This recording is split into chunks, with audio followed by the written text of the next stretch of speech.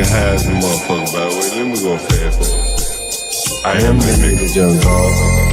This high ass nigga. They don't dance no more. It's all about the lean. Back in the day, crack was jumping on the scene. Now they slumped on the sidewalk. Can't talk. Golden era faded, but we still feel the rock. They used to be kings, now they lost in the scheme. Popping them bottles, throwing money, living dreams. Now they zoned out and mumbling, fumbling. No rhythm in the city, the whole shit crumbling. They used to rock the house, they was riding through the streets. Remember there was dancing, sliding to the beat. Now it's poison in their veins, ain't no folks on the street. Guess it's over now, they accepted defeat. Back in the day, the rock had a wild and free. Different story now, they got no energy. New drugs got them slow with the hit unload. Eyes closed and they don't dance no more. Rock used to be jumping, type shit they was on. Now it's lights out, guess the thrill is gone. I am the nigga, young dog. I bring it to you rough, rugged, and raw, nigga. They don't dance no more, it's all about the codeine. Back in the day, they was rocking on the scene.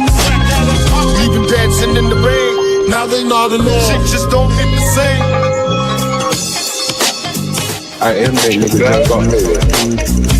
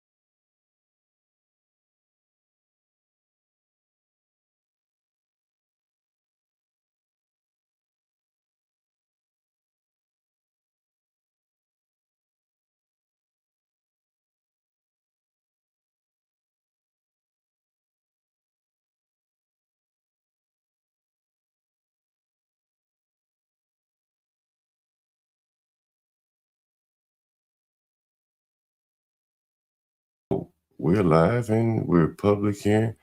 I'm gonna lead off with this right here. I was just listening to Stanley and I said, damn, like something was just rubbing me the wrong way. I'm like, wait a minute, something just don't seem right.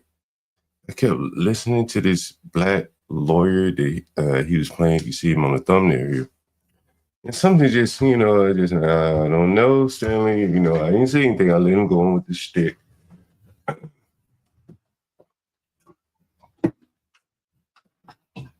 But you guys know, shit, I just had a black lawyer as a tenant, right? Just had one. They know the score, right? You should have been skeptical. As soon as you hear some fucking black-ass lawyer talking, you better wait a minute now. John Galt just had a fucking black-ass lawyer. He wasn't shit. But yeah, Stanley kept on with the spiel, and I'm like, bro, I'm just saying to myself, like, bro, you need to look into this nigga first, bro. He's saying some shit that don't make sense, bro. Like, a lot of shit he was saying just didn't make a lot of sense to me, but I just kept listening. I was just sitting there, and Stanley was really, really getting it going, thinking that this fucking lawyer was all smarty-arty and shit. But again, hell, I've just had a black lawyer tenant. So your antenna should have gone up as soon as a nigga talking about he a lawyer. And, it just made me think about, and I'll play this clip for you guys. Roll the tape. I'm sorry to say this. I don't think he's been that good from the get-go. I think what we've had here is a little social concern in the NFL. I think the media has been very desirous that a black quarterback do well. We're interested in black coaches and black quarterbacks doing well. I think there was a little hope invested in McNabb, and he got a lot of credit for the performance of this team that he really didn't deserve. And that was Rush Limbaugh. That's about shit, maybe 20 years ago. He was talking about Donovan McNabb, and, blacks have been very desirous have quarterbacks in the NFL. And then when they got the quarterbacks, they end up being like Deshaun Watson, by and large, right? Jamarcus Russell, stuff like that. And so when you see blacks in these high-level positions, oftentimes, not always, but oftentimes, you're a little over their head. They'd probably be better suited being in another position. So Stanley was showing this lawyer, and I'm going to pull him up here. And the lawyer was arguing vigorously for the defense of Carmelo Anthony. We're going to watch a little bit about this attorney here. And I'm going to share my screen. I just want you to listen to what he's saying. Please go over to Amazon.com and grab a copy of Public School. Well, first off, you can see this is an attorney. And the books that he's writing are about what? What's the books? Oh, I'm not sharing my screen. Give me 1 second. These are the books that he's writing. Education and Justice, How Public Schools Fail African-American Males. This is the attorney that Stanley is quoting and finding some kind of hope for Carmelo Anthony. Why he has hope for Carmelo, I don't know. Where he's found his hope, he's found his hope in this guy. You need this book because I teach you the many ways. And that should tell you everything. But if you haven't noticed, this guy's also a minister. Reverend Augustus Corbett, J.D. If you don't believe me, you can see it right here.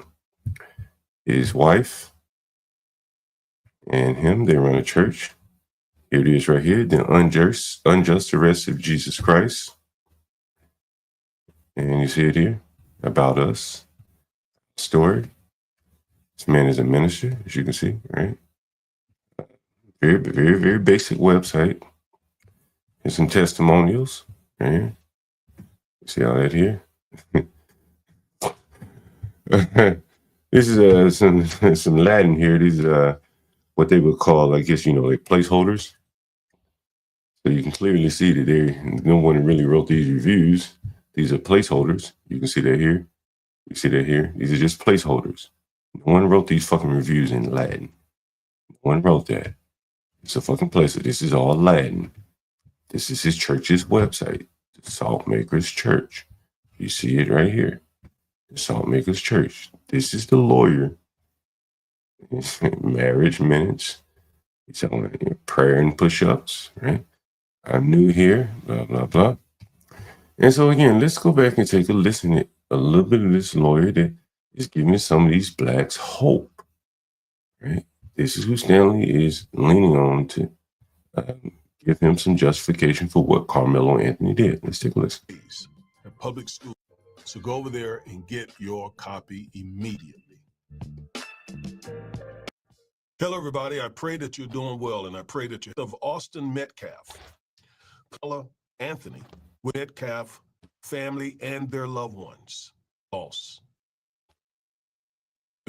This is a devastating beat for everybody. Colin County, where this matter took place and where it will be adjudicated. I have personally and with other attorneys tried multiple murder cases. Okay.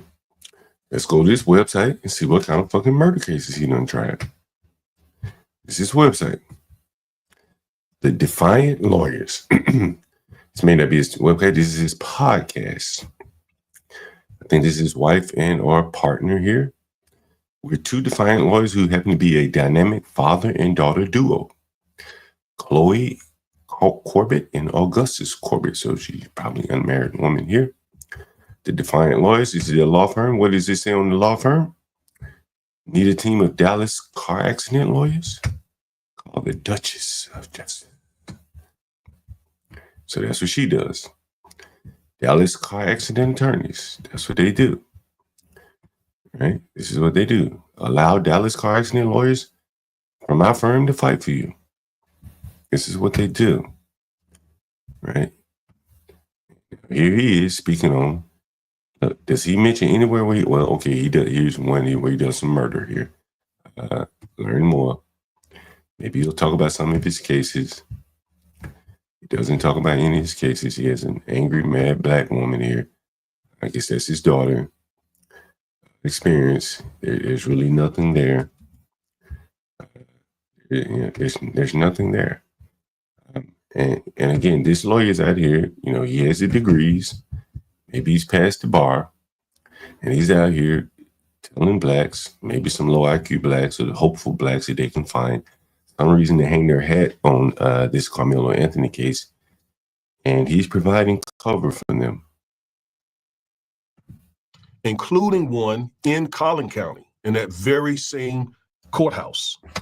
So I speak from both a legal and local experience. I bring that perspective to this.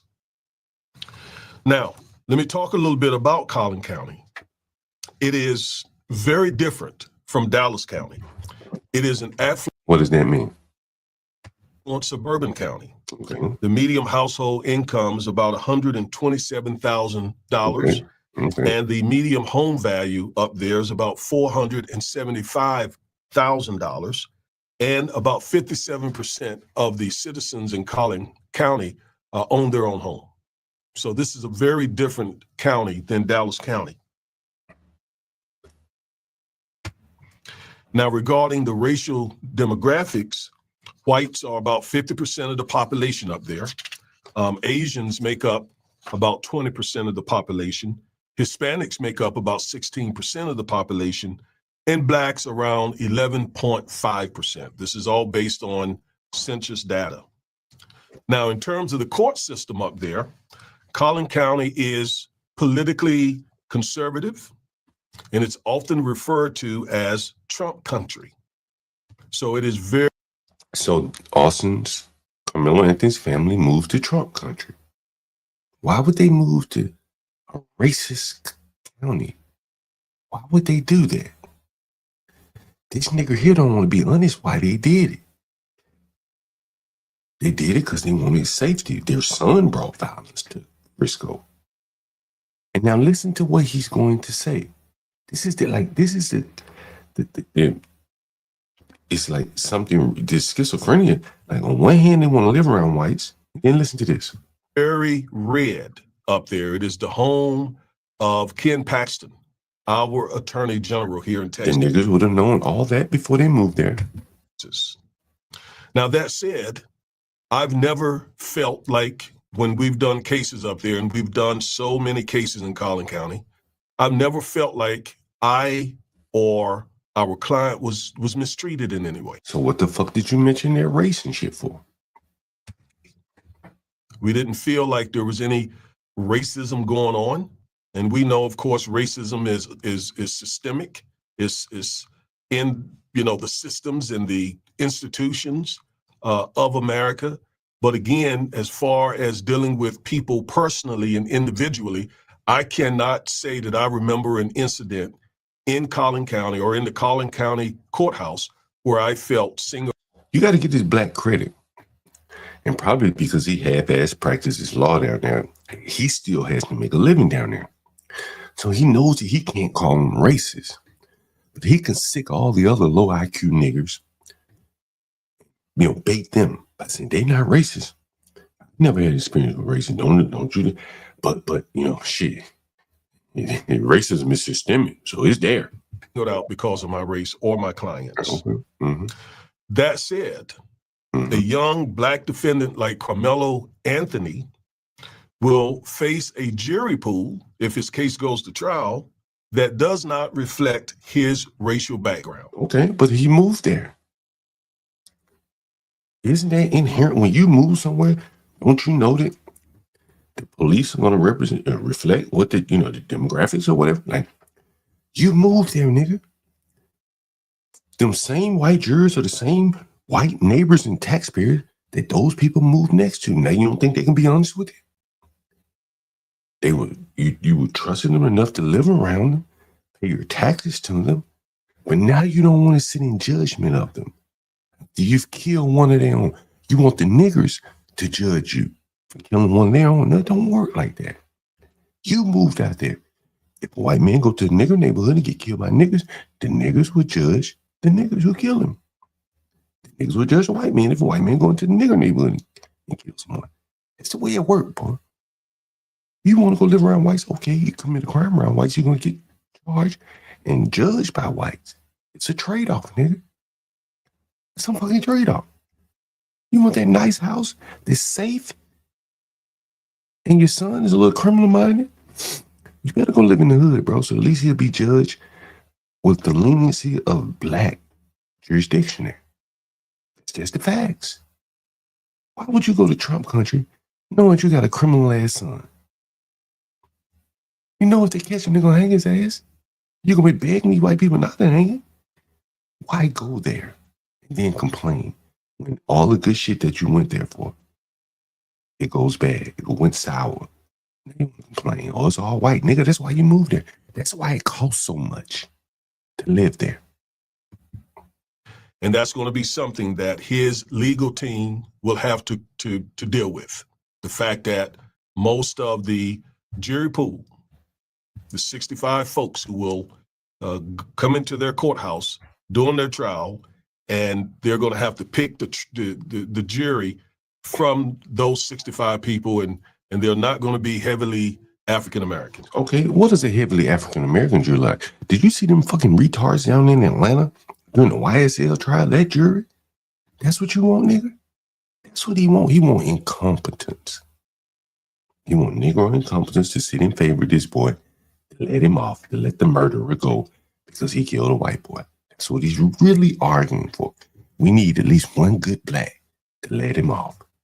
I don't feel like these whites will be honest. They're not going to treat, although they haven't killed him up until this point. They treat him fairly. He wanted his son to be in that school. He wanted to be around whites, but now he don't want to sit in judgment. Having them sit in judgment of him. This is what has to be driving these blacks crazy as hell. Like it would be if you were in Dallas, for example. All right. Speaking of Carmelo's legal representation, his legal team, I don't know them personally, but one's name is Billy Clark and the other one is Kim Cole. Man, these niggas already done fired these niggas. Even they know they can't go with a DEI lawyer to defend their son. All white everything. All white neighborhood. All white legal team. Right? Except for the fucking minister that's grifted off of them. And they realized it's kind of the thing with the black community. The one black man that's, out there advocating for them, he's more advocating for himself than he is them. He don't give a damn about this boy. He let this boy get hung for the right dollar amount. Billy Clark recently ran for judge. He was not elected, but he ran for judge. And this is a political nigga that they hired. He probably doesn't do much law practice. He won't be in politics. Kim Cole is known for her work with several high-profile civil rights cases. Mm-hmm. One of which she lost in grand fashion. Okay. So Carmelo is in capable hands. He has strong advocates, and I am certain that they're going to fight. He's in capable hands. Why the fuck did they fire him? Why did they fire the blacks?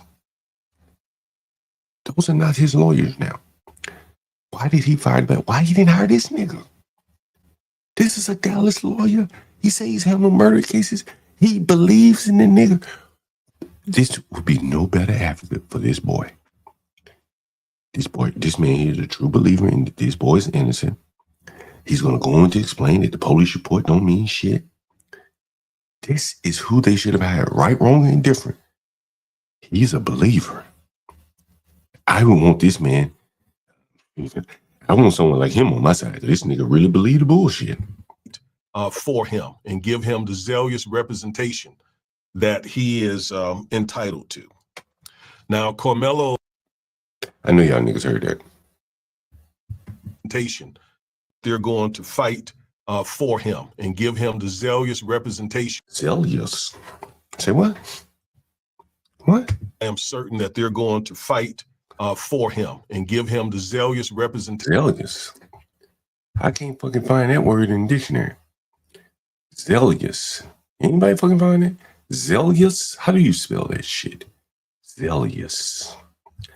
Zealous. Is that what he said? Did he mean zealous?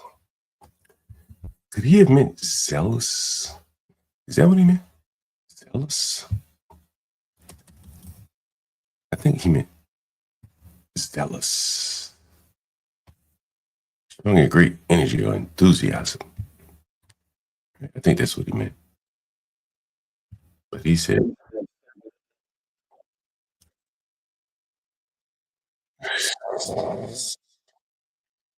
oh shit. Uh, thought he meant zealous. Yeah, he says zealous. And I am certain that they're going to fight for him and give him the zealous representation that he is entitled to. Now, Carmelo is facing a murder charge. I'm gonna let y'all hear a little bit more of this stupid ass nigga, then I'm gonna blow this shit wide the fuck open. I'm gonna make Stanley take that shit down. He playing over there, this stupid ass nigga right here. I'm gonna let Stanley go in and give him a little bit more rope. Then we're gonna get in, then we're gonna kick this nigga. Right, under Texas law. And since he is 17 years of age, he's automatically treated as an adult, and this will not be a juvenile case. He will be treated as... Yes, he is a reverend. What you do not understand, MLB is blacks love like 3-letter. Reverend, doctor, MBA, PhD, CPA. They put all that shit behind in there. Their credentials belong in their names. As an adult in adult court. However, prosecutors must present his case to a Colin County grand jury so that the grand jury can review the evidence in this case and determine whether there is probable cause to indict Carmelo. Okay, just because there is a pending murder charge doesn't mean that the grand jury is going to indict him. But based on all that I've read, they likely will find probable cause to issue what we call a true bill of indictment. Nigga, you went all around the world to say, nigga, they can indict a ham sandwich, nigga. You got the nigga on record saying he did it. God damn. Now, there is an arrest record that has been made public, an arrest report. And I want you to remember that that is not final and it's not evidence. It is the investigation that the police and likely detectives did in this case, but that's not evidence. We had a big discussion with Stanley. And it is true that the police report is not evidence. You know what's evidence? Knife, the dead body, Carmelo Anthony's backpack that was used to weigh down the tarp to cover the knife. His backpack was the only one from his side he was the only one on his team over there. That's evidence. And that evidence will be challenged based upon, or it will be corroborated by the police report, or it will be challenged in some cases by a police report. Let me tell you a story. I went to court one time. I was on trial, and I got caught with a gun. And so he wrote up all the report. And so when I get to court, the lady said, a security guard said she's going to testify that I said I had a knife as well. Now, that was not in any of the police reports. But they had to tell my attorney, even though it was at the last fucking minute. Right? They knew they couldn't win the case, so they had to come up with something. So they told this retarded black woman, security guard, to say John Galt had a knife. He mentioned a knife. But the problem is, it wasn't written anywhere in the police report. So when she got on the stand and said, yeah, John Galt put the gun through the metal detector, she also said that he said he had a knife. And my attorney said, well, why didn't you tell anyone that? So they could make note of it in the police report. That's what happened. And so this man is saying the police report is not evidence. And he's correct in a way. He's splitting hairs with these niggas. And here's hearsay, which he's going to call the police report hearsay. In legal terms, hearsay refers to a statement made outside of court. Outside of court. It's hearsay that is being offered as evidence to prove the truth of the matter asserted. So the officer has the boy on video camera saying, I did it. That's outside of court. That will be hearsay. But he wrote it down in the report. It will be corroborated by the video camera. The boy's admitting himself. If the boy gets on the stand, they'll say, did you say that? Did you say you killed that boy? No, I ain't say, okay, but we got it on video camera. Oh, okay. All right. Yeah, I said it. All that shit will corroborate back to what the guy's saying on a police report. He can't just write something in a police report and that's evidence. It has to be corroborated.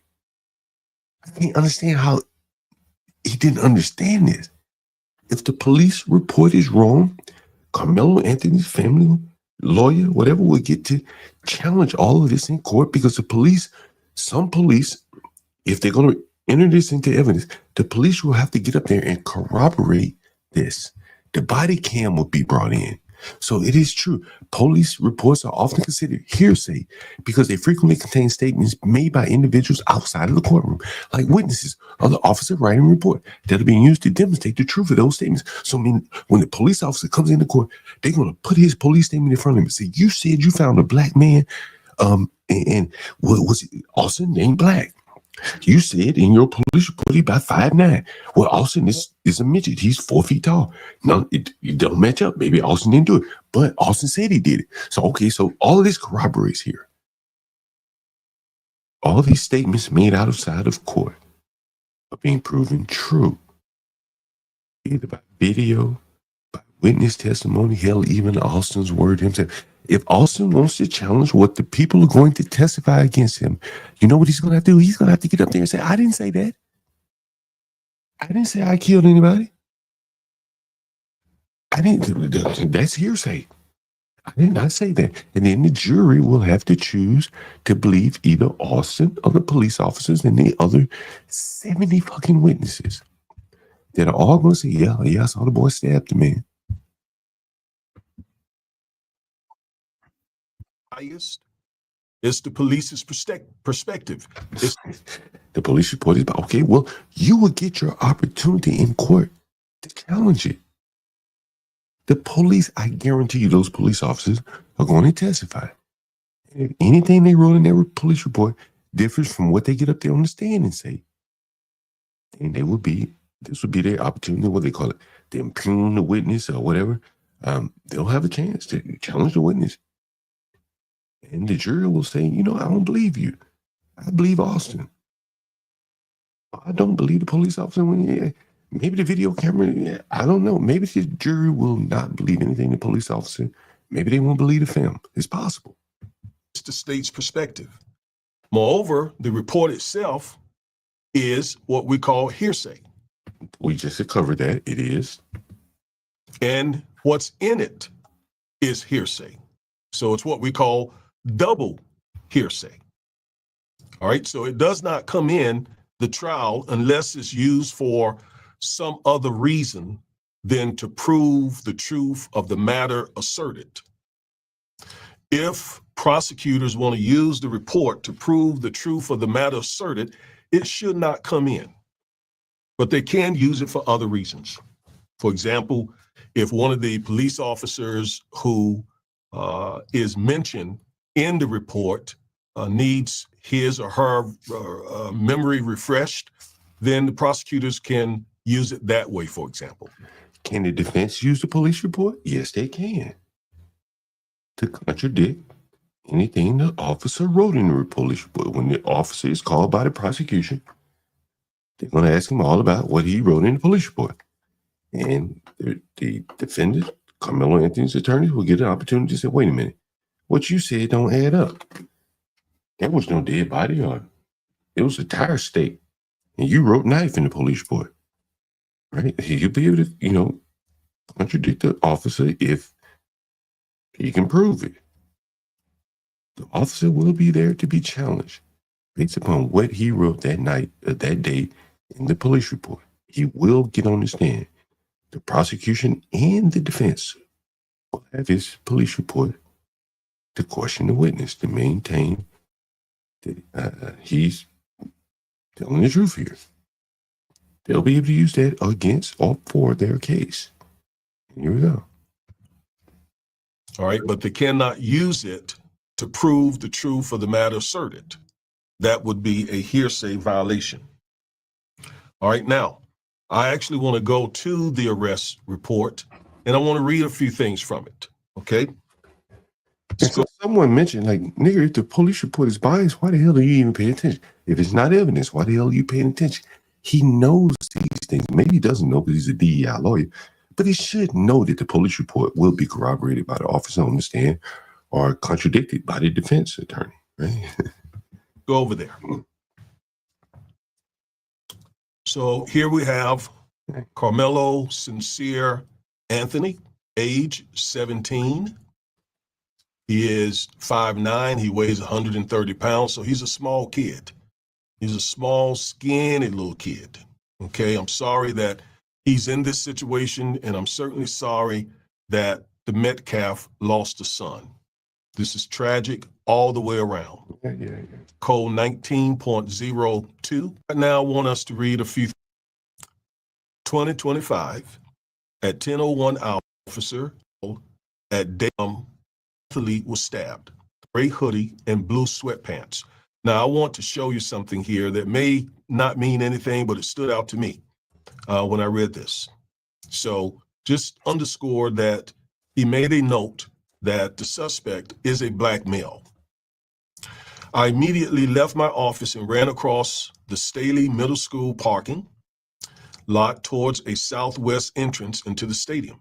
As I entered the stadium, 2 high school age students informed me that the victim was on the north end of stadium by the bleachers under Memorial High School tent. In parentheses, he got, I did not identify these students. So there was no mentioning of their race. Is their race relevant? He's identifying the suspect. The suspect's race and height and weight is relevant. He didn't mention the witness's weight, height either. Why not? Because they're just fucking witnesses. The height, the weight of the fucking witnesses does not goddamn matter. It doesn't matter. Surely everyone understands that. Does the height and the weight of a witness matter? Does the race of a witness matter? I'm just curious. Yeah, we got a witness. He 5'10", black male, short hair, cropped hair. Does the weight of the does that matter? Do the characteristics of the hell? The witness may want to be anonymous, so they definitely ain't gonna tell you who the fuck he is or what he looks like. But this man has drawn a distinction between how he treated a witness and how he treated a suspect solely based upon their race, when in this instance, the race of the witness doesn't matter. The description of the witness doesn't matter. Only the race and the description of the suspect matters. But even if the police did not identify the suspect, the other witnesses there, I think it was 70 witnesses, they would have identified it. And sooner or later, the race was going to come out. Nigga, I don't know why you are so concerned about the identification of the boy's race. He is black. Any other time, you niggas would be screaming it. Why you don't want the race identified now? Like, this is what I'm saying. With these low IQ blacks, he's able to create a boogeyman, something that's not even relevant. Okay, there's no mentioning of their race. Next, I proceeded towards the north end of the stadium, visitors' side, on foot. As I got closer to the north end, I could see the Memorial High School tent with multiple individuals under the tent. Once I arrived into the north side bleachers, an adult male who was on the track pointed out the suspect. I was not able to identify that witness. So here on 2 separate occasions, he didn't write, he wrote adult male. He didn't write Hispanic adult male. He didn't write white adult male. He didn't write for the 2 high school students above, 1 white, 1 Hispanic. Are they suspects, nigga? It really fucking matter. Are they suspects, nigga? They ain't gonna tell you nothing. They're not fucking suspects. 1 black, No, he just identified the race of the suspect in this case. I would love to ask this nigga, and what does that mean to you? What does that mean? You think he's racist? Should he not have identified the nigga's race with that? If he just act like he didn't see his race, would that have made it better? It have been nothing, but it certainly does stand out to me. See, it may be nothing, but it certainly stands out to you. In what way? Expound on it. He just moves right on. All right, let's keep reading. Now we're going to get into some very important legal lessons that are instructions to keep his hands up in the air. All right, so he had the suspect, who was Carmelo Anthony. He says, I gave basically Carmelo instructions to keep his hands up in the air. So Carmelo had his hands up. During this time, the suspect said verbally out loud, I was protecting myself. Now, let's go back. I point out that the officer said he instructed Carmelo to keep his hands up in the air. This is going to be some serious parsing here. I mean, he really splitting hairs here. That means that he had Carmelo detained. He wasn't arrested, but he was detained. He was detained. Now, the reason I bring that up, and this is what we have to do when we're representing people, we have to go through each line of these reports and the discovery that we get, and we got to pick them apart. So he was detained. And because he was detained, what he should have done, what the officer should have done, was read him his Miranda warning. His Miranda warnings. You have the right. Remember, this boy is supposedly the son of a lawyer. Blacks talk about giving their sons to talk, their children to talk. These niggas ain't teaching their children not to shut the fuck up. To shut the fuck up. They're not teaching their children that. Shut the fuck up. Don't talk to the lawyer. Don't talk to the police. This man, like, bro, if a lawyer did not teach his son this, I mean, yeah, we're gonna go with the basic that he's an attorney. What are they passing on to the children? I don't Right to remain silent. Anything you say can and will be used against you in the court of law. You have the right to an attorney. One will be appointed you if you can't afford it. All right. That's what he should have done, because notice what happens. During this time, the suspect said verbally out loud, quote, I was protecting myself, close quote. Okay, shit, you're allowed to say that. That's no harm, no foul right there. The most people that commit self-defense, accused, who claim self-defense, they have to admit that they did it. Who else did it? Well, had the officer read him the Miranda warning, I mean, listen to it again. You have the right to remain silent. That would have triggered, it could have triggered in Carmelo's mind that he probably doesn't need to say anything. So now he's going to start thinking after he done killed a man. I mean, the stretches that these blacks really, he's going to start thinking now. He kills somebody, he's going to start thinking. I don't even know if he knows what he's saying. He killed a man. He wasn't thinking then about somebody else's life. But to save his own ass, he should have read Miranda rights. Because you have the right to remain silent. Anything you say will and can be used against you. But this kid... Anything you do can be used against you, nigger, and this nigger stabbed somebody. This was a kid, a 17-year-old kid, absolutely did not understand, right, that he could be quiet.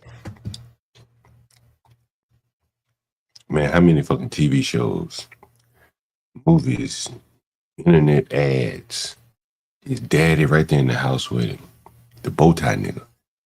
No one has told his boy to be quiet. You got it right. You can be quiet.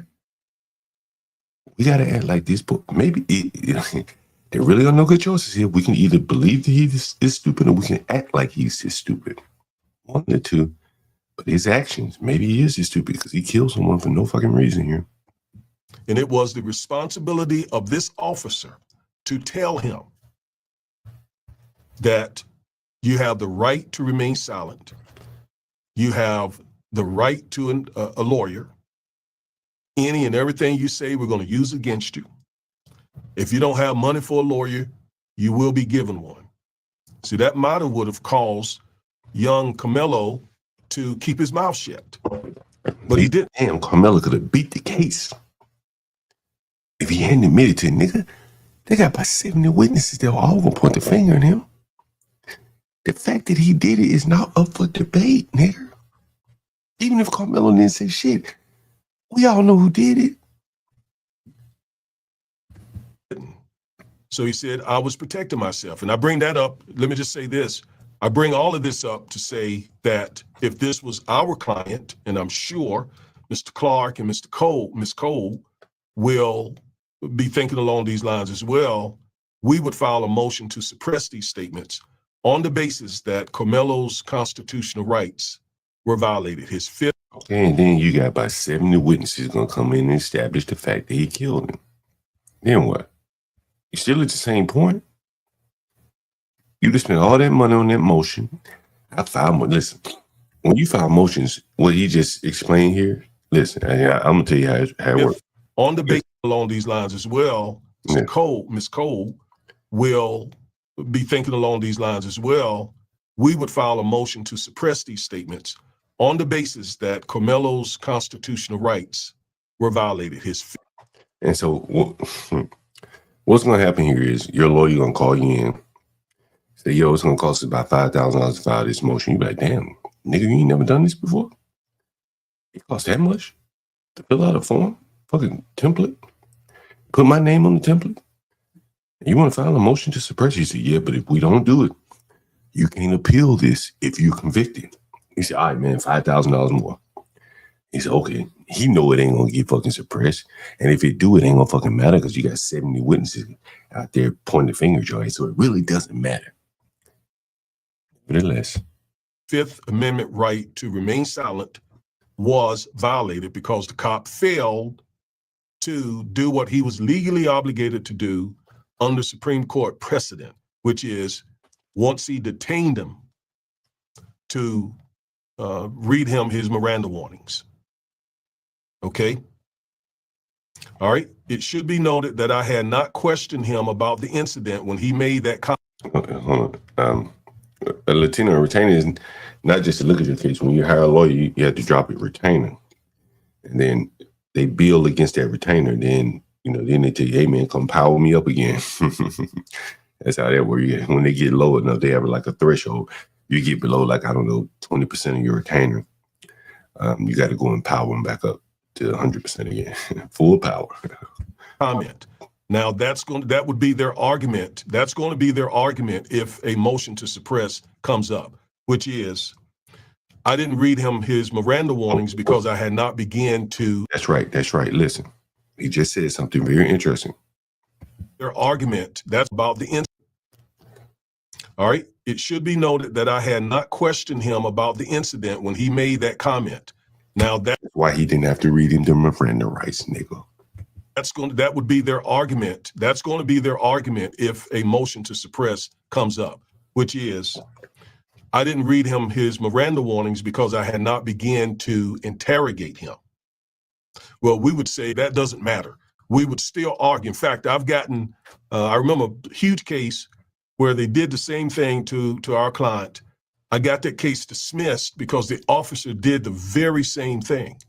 And our client confessed to the incident. But we got that confession, that statement, we got all that thrown out of court. And the case then was dismissed because that was the only evidence they had. I bet you see, there you go. God damn. Before I could even get it out, he said it. Before I could even fucking get it out, he said, what did he say? Out of court. Why? And the case then was dismissed because that was the only evidence they had. There you go. God damn.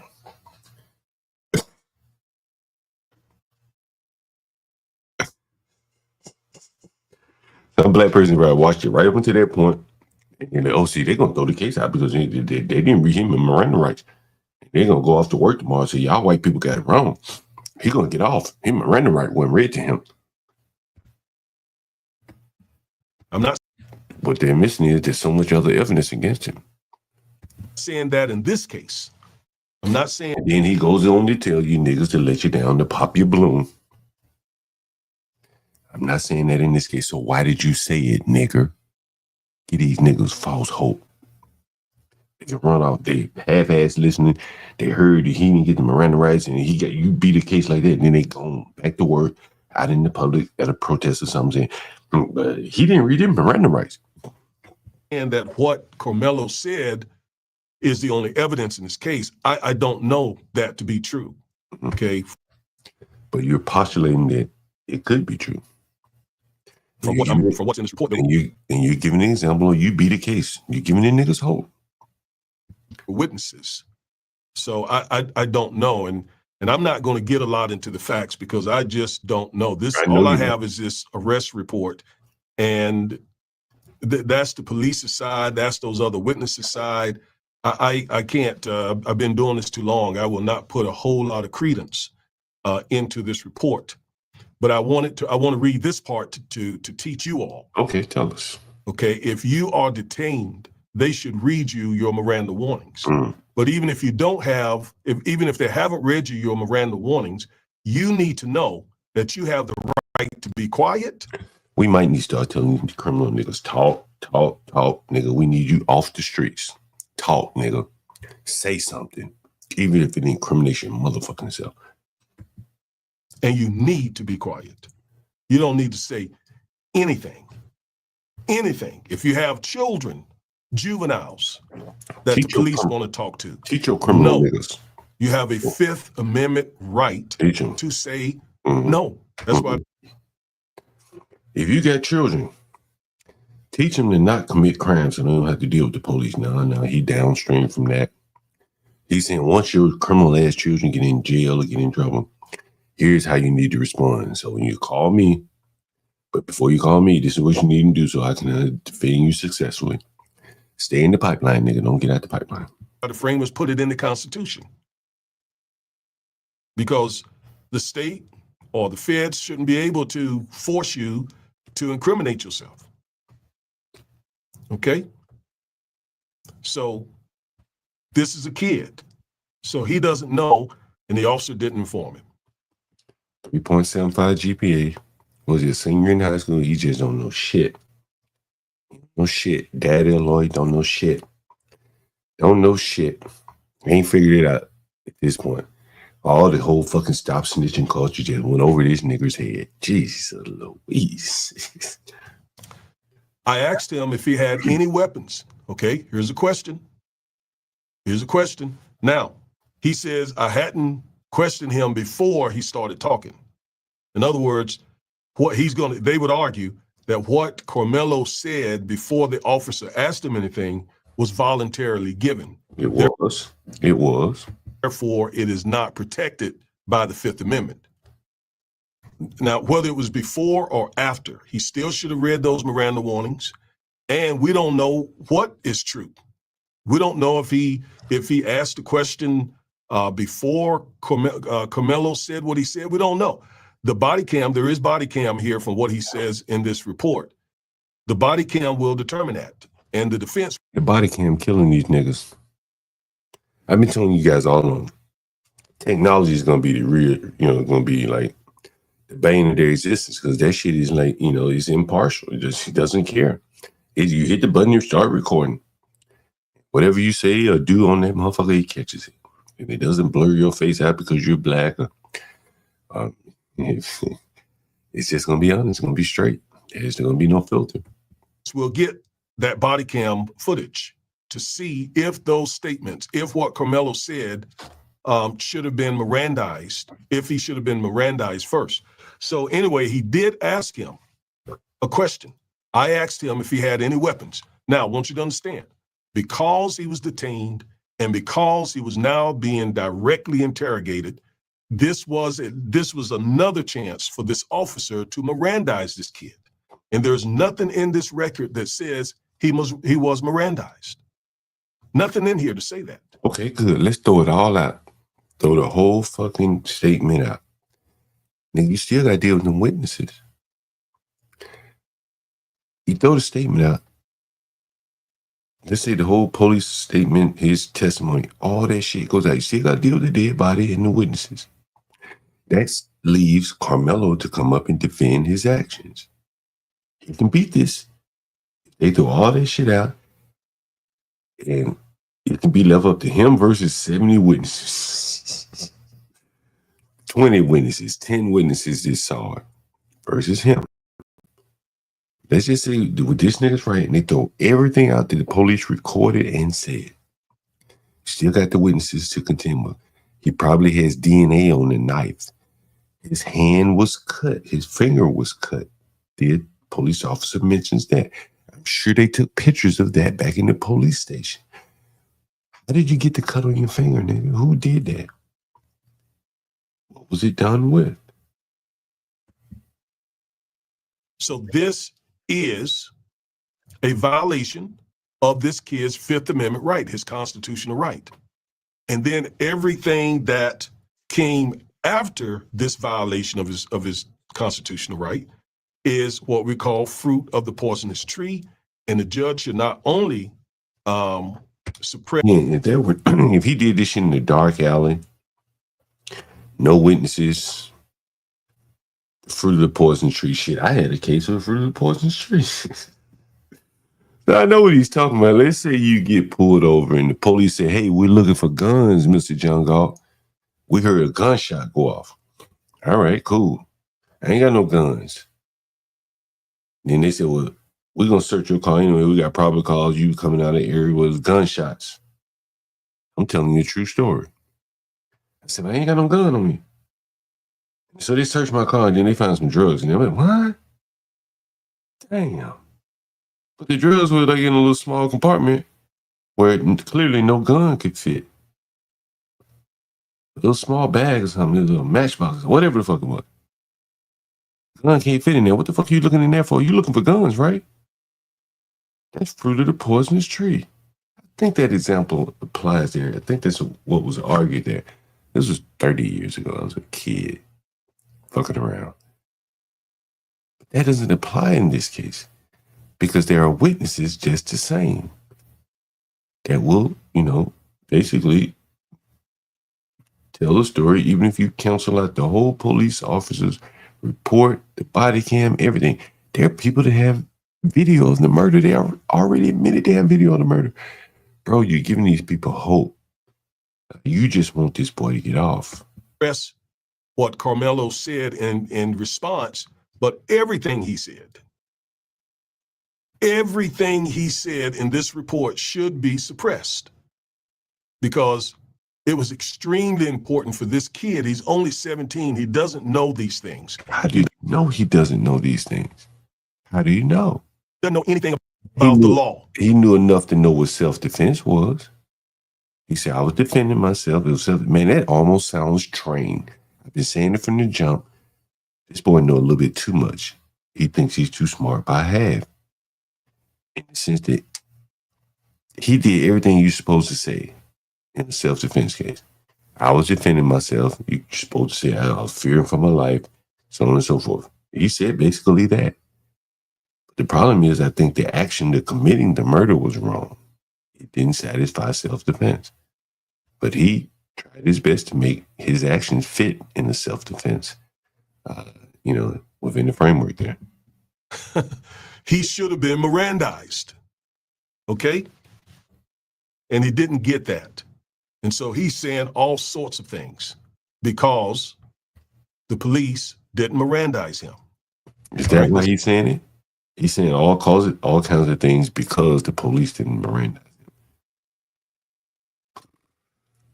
Logic of these Negroes. Jesus Christ. Let's go back. I asked him if he had any weapons and he said no. I patted him down for weapons while I instructed towards an area where there was also said, still no Miranda Warnings. Still, he didn't tell him he had the right to be silent. He's a kid. He's a kid. A baby. Right? Both him and the Metcalf kid. They were both kids. That's why this is such a tragedy. So, meanwhile, Carmelo is still talking. He put his hands on me. Now, again, It really is. This shit gets these blacks killed, man. Like, they really do not fucking understand. Like, this shit's a little too sophisticated, I think, for the average black. And, I mentioned, like, technology, and I'll extend it to, like, you read some of these Texas statutes, any state statutes. I mean, there's a bunch of big words and shit, and if this, then that, you got to satisfy this condition and that condition. The threat must be this, that. The boy may have had one satisfaction, one criteria he satisfied. They touched him, But it has to be proportional. So then he's missing that aspect. It has to be imminent. He's missing that aspect. And, it's just like, and so this guy really ought to cut it straight and just be honest. Hey, blacks, you just can't go around stabbing people because they touch you. And he's going to mention the old trope of, don't put your hand on me. He put his hands on me. Yeah. Now, again, we don't know if all of this is true. We must, or his attorneys must see the body cam. Nigga, if it is true, then what? Nigga, do you think that putting your hands on somebody is grounds for fucking disproportionate response with a edged weapon? Because I know you niggas saying it ain't a knife. Can you just turn out with an edged weapon, pull that out your bag? To confirm that Carmelo said any of this. So remember what I said earlier, don't take any of this to be true because it's a police report. It has not gone. Okay. I then detained a suspect. Now that's critical. He says, I then detained him. He was already detained. You're detained when you feel like you're detained. I feel detained right now. I feel detained right now. Am I detained? Somebody read me my Miranda rights. I feel detained right now. The police got me in detention. What if I don't feel detained? Hey, can I just keep moving? Nigga say, hey, put your hands up. Well, nigga, I ain't following that rule. I don't feel detained. That's not enough to make me feel detained. So I'm not detained. And I mean that. I mean, when you reasonably think that you can't leave. And now he said think. Earlier he said feel. A lot of blacks go off their feelings list. You're detained when you feel like you're detained. See? And then he gonna correct himself. And I mean that. When you reasonably think that you can't leave. Reasonably think. Then you're detained. You see, now he corrected himself. When you reasonably think you are detained. Now, when you feel, I feel like I'm detained right now. Within these four walls, I feel detained. Somebody read me my fucking Miranda rights. This is not reasonable. It's not a thought. So he explained it. And when a police officer tells you to keep your hands up in the air, you are detained. Yeah, that's when you're detained. He has restricted your movement. Not when you are detained at that point. If he got you, that would be reasonable. Not when you feel it. And the same way goes if you don't feel detained. When someone might say, well, you should have felt reasonably detained. You should have thought that you being detained by an officer. When you say, put your hands up. And you turn around and keep running. Then you're being defiant. A reasonable person would say, well, then I guess I'm being detained here. I can't turn around and run. You like that, you're detained. Mm-hmm. You are restricted. You can't put your hands down. You can't walk away. You are detained. Mm. So it looks like this officer is trying to, put things in here now that he knows need to be in there. So he says, I then detained the suspect in handcuffed behind his back. And let me tell you, you don't have to be handcuffed to be detained. If you feel like you can't leave, you are detained.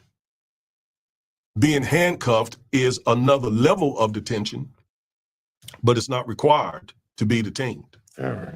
Rishi, I conducted another do that. Don't do it. No weapons were located. Respectfully decline. In other words, while the suspect sat on the ground, or that he Mirandized this young man. The suspect then, now that is what the officer said, Carmelo said. Well, first of all, we don't know that he said that. We don't know that he said that. And if he did say it, this statement should be inadmissible. It should be suppressed because this officer did not Mirandize this young man. And this was especially important because you're dealing with a 17-year-old young man, to my knowledge. Did the police officer know the boy was 17 when he arrested him? When he encountered him? I don't think he asked him, hey, young black male suspect, how old are you? Yeah, 17, 18, 15, shit. And this motherfucker just killed somebody. You're old enough to do that, right? Man like crimes. That had never been in any trouble. So Mirandizing him was critical. All right. Next, Officer Rishi and I walked the suspect to patrol vehicle number 2412, which was on the northeast gate of Carrickdale. Carrickdale was emotional. I'm trying to stress a couple of things here, folks. I'm trying to stress that you don't talk to the police Stop snitching without an attorney. I'm also trying to stress that you have the right not to talk to the police, that cop Mirandizing him, that is required under our Constitution. And so everything this young man said should be suppressed. So this is going to be used. You're probably going to hear niggas tomorrow. Man, they're going to throw out that whole police report. Everything going to have to be suppressed. He's going to get off. They're going to take this and run with it. They're going to ignore all those witnesses that are going to get on the stand and testify. And they're going to say, well, the police report is hearsay. Somebody said that hearsay. And you got to let him off.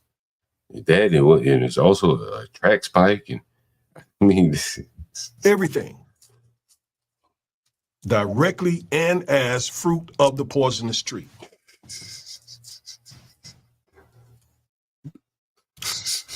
All right. I did not question the suspect about the incident while he was escorted to the. He knows he's wrong. He's just saying things. And then, okay, period. This is an easy. Searched this person once again and had him sit in the backseat area of patrol vehicle 2412. While the suspect was in the backseat, I noticed fresh blood on his left middle finger. I verbally acknowledged that I saw the blood out loud so that it would be captured on my body-worn camera. So he was body camming this. It should also be noted that the suspect asked me, is he going to be okay while he was in the backseat? This young man did not know how to handle this situation. That's all. he more worried about the boy didn't know how to handle it than he fucking committed the crime, man. Okay. It's got I think that might be all that I wanted to show you from here. I bet you it is. Well, here's a little more. Anthony was from Centennial High School and was sitting under the Memorial High School tent. Austin had told Anthony that he needed to move out from under their team's tent, and Anthony grabbed his bag, opened it, and reached inside and proceeded to tell Austin. And Carmelo allegedly said, "Touch me and see what happens." Now, all of this has not been verified. It has been reported by news media. They have been all over this for the last week or so. For now, we can take this with a grain of salt because it has not been verified. And again, it should not be admitted at trial because. How many witnesses you think are going to be able to identify Anthony as the killer? How many? At least 5? Gonna be point the nigga out, describe him. He was even sitting with his friend. His friend will have no other choice but to identify him. Yeah, I was sitting next to him and he got up and he killed somebody. There's no way around this, bro.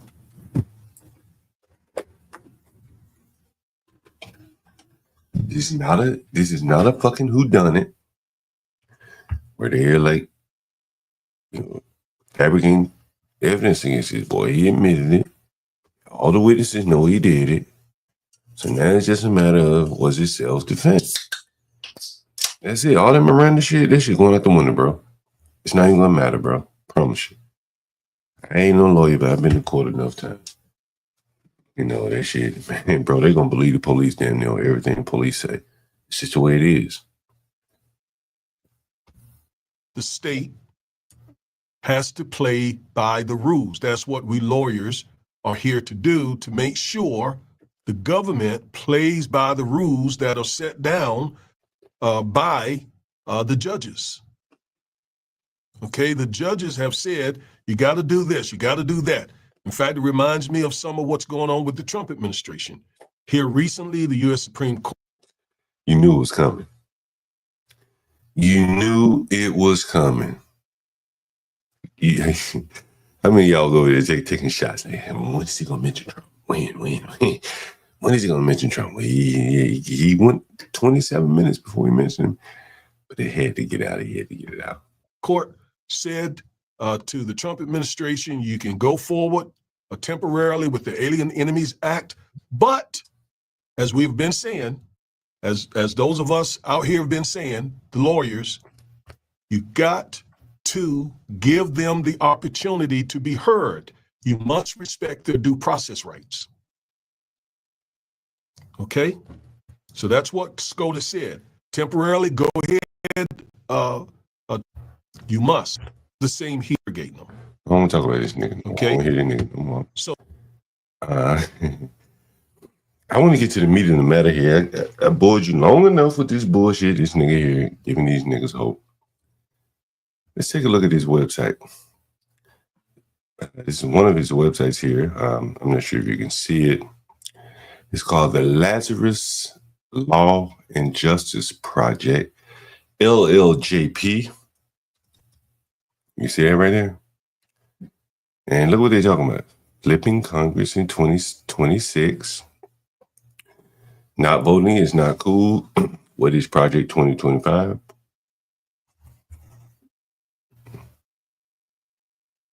Why blacks must rescue critical racial theory from racist lies.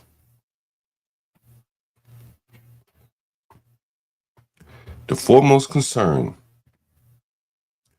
for African Americans is the legal threat posed by MAGA to landmark civil rights legislation. The foremost concern.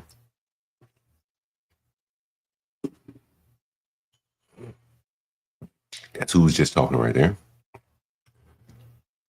Other topics: civil rights legislation defense, reducing poverty in black families, promoting black academic excellence, reforming the criminal justice. They always want to reform it. Police kill and incarcerate African Americans disproportionately. Reform at all levels are needed. He's got a little book, Education and Justice, How Public Schools Fit. Nigga, I ain't showing you nothing yet. How public schools fail African American males. Get empowered, get involved. Discover the harsh realities facing African American boys in our schools. Who's creating these realities? He doesn't want to talk about that. The Thurgood Marshall legacy inspired us to seek full justice.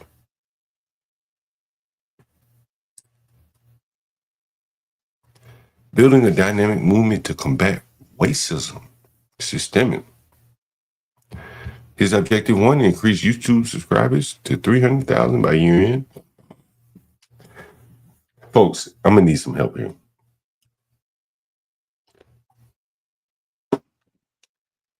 I want someone to come up for the follies. We ain't got that yet. Anyone want to jump up for the follies? Nigga, we're going to have some fun right here when I show y'all this bullshit. Nigga, we're going to have some fun, some laughs. What had by all. When I show y'all niggas this shit right here. Oh, wait a minute. I put some wrong link in the chat. Anyway, Latino, you want to come over and have a little fun, bro? We about to have some motherfucking fun up this bitch. Bro, what's up, Portia? Portia, we about to have a little fun up this motherfucker. That's all I said. I was just sitting there listening, sound like Stanley just don't know. Nigga, I just had a $5 lawyer, 2 weeks ago, 3 weeks ago? Like, these niggas ain't no lawyers. Monkeys with suits. Monkeys with suits, Porsche.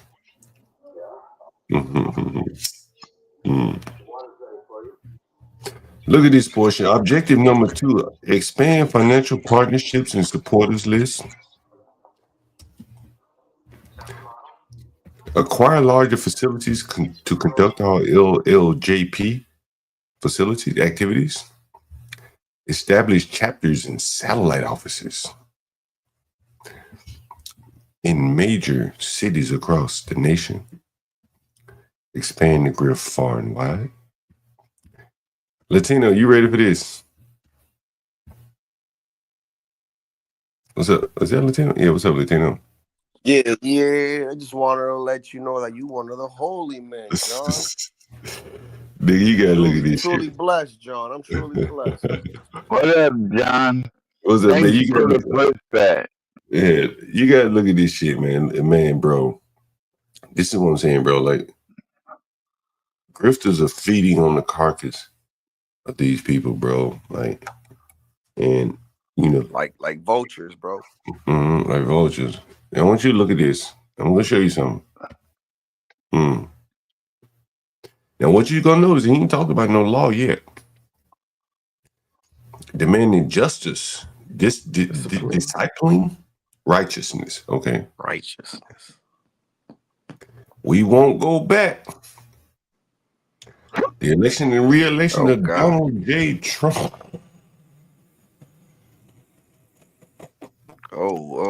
You got my girl here in that Louis Vuitton bonnet. Yeah, John. My girl got that Louis bonnet on. Louis bonnet on. I mean, she kind of looked like my granddad, bro. The one that I got on this picture right here, man. Make America Great Again is not just a political movement. It's an effort to reverse decades of progress. SCOTUS is a part of the conspiracy. You got a picture of Stanley right here. Stanley. That's Stanley with the wild hair right there. That's Stanley and John. He also married a white woman too. Stanley could have had Harry Tubman. He could have had a tub man in his wallet right now. Tub man. He could have had a tub. That nigga could have had him a tub man with that Louis motherfucking bonnet on. That Louis Vuitton bonnet. You could have had him a tub man. Damn, John, you're brutal, man. Nah, he's not, man. Let him cook. Yo, I begin like, ooh, like that lawyer, man. Like, just listening to his shit, I was just like here, like telling my wife a couple things. I'm like, how, like when a police initiates an investigation, like let's say an incident happens at a house, right? A domestic dispute. First thing that the police comes is they'll separate both of you. They'll get both statements to see what corroborates or whatnot, and then they charge somebody, or if it's not that excessive, they'll just tell you to go somewhere else.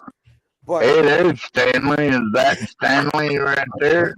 But the way this guy was putting it, it's like he had to automatically say his Miranda rights. It's like, no, he's initiating an investigation first. Latino, what's happening here, bro? Honestly, and I think you're seeing it quite a bit. Is that people are slicing, dicing small aspects of a larger case and giving the blacks hope. You understand? Yeah. And then they go out into the world with hope that this boy gonna get off. Why they even care, I don't know. But they do, right? And he has given them a morsel of hope along with the other people to say it might not be a knife, it's a stake, it's a goddamn, what he said was spike. Cleat sharpeners. I mean, like they're grasping, bro. You understand? It's a desperation grasp. That's what you're seeing there. Let me play you something right here. before I get back into this nigga, I'm gonna play you something. Hey, John. Yeah. John, was that minister guy? Do you think he's a grifter? Does he work for the ACLU or somebody like that? Nah, what he does is he does accident law apparently, and so what he does is he goes around, ambulance chasing. He doesn't do sophisticated. Yeah, he's an ambulance. Okay. Are you saying? Yeah, like cars and shit like that. I want you guys to listen to this. Listen to this. Shooting somebody. I still believe it's cleat sharpener, John. What is the one that matters? What I think. My life was in danger. You are just shooting somebody. I still believe it's cleat sharpener, John. What is the one that matters? What I think. My life was in danger. You are just whatever that phrase is, right? How many more cases? Shooting somebody. I still believe it's cleat sharpener. Who am I listening to? Because it's like two people talking. Yeah, what the fuck is this? This is Stanley. And in the chat, you can see, I asked him, I said, do you still believe that boy was stabbed with a cleat sharpener? Because the blacks are running with the narrative that the boy didn't, they have to figure out a way that it wasn't a knife. You understand? So someone has seeded the thought that it was a cleat sharpener. And so here is Stanley. I want you to listen closely. He's going to say, yes, I do believe he killed him with a cleat sharpener. Listen. People shooting somebody. I still believe it's cleat sharpener, John. Did you hear it? Yeah, I heard. Everyone hear it? I heard him. Yeah. Why does that matter anyways? Yeah. Because that matters for the blacks. You have to understand. But it don't matter because the kid is still dead. Like, you could have killed him with your finger. Listen to what I'm saying. The blacks are trying to parse this down into little bitty pieces to justify the case. So one of the ways they parse it down, the biggest obstacle is the knife. So they said, well, it wasn't a knife. They come up with a reason to make up in their head. They say, well, he didn't kill him with a knife. You trying to paint him as some violent little nigga that walk around with knives? He didn't kill him with a knife. It was a spike cleaner, sharpener. And those are legal. Well, I had a question, John. Would people feel the same way if it was the other way around and was they wouldn't white boy they stabbed the black guy or of course something like that? Of course not. They would not be talking. We wouldn't be talking about it right now. But the bigger point is they definitely would not be stretching and saying that the police report is bullshit. They would not be coming up with alibis for him having the knife, justifications for him having the knife. That would be reasoning that they would use to say, see, I told you he's violent. He carrying a knife around. You understand? That is what they would say. But with the black boy carrying the knife, they say, well, hey, it was a cleat cleaner, cleat sharpener, things like that. That's what they say. Let me share something with you. Let me share something with you and see if I have it here. Like, it's still like, dude, it still can be considered a weapon the moment you use it as one. Well, in law, bro, it's an edge weapon. It's an edge weapon, so it doesn't really matter. Yeah, that's what I'm saying. So, like, spear. Did it matter if it was a knife or a spear? No, right? It wouldn't matter. That's what I'm saying. Or a tire stake or a tent stake. It really doesn't fucking matter. Like, he could have pulled out a dildo out of his book bag and beat him to death with it. It still would have been the same. It still would not have mattered. That is correct. Let me share something with you. I want you to take a listen to this. Some of you may have already seen this. We probably all share somewhat similar algorithm here.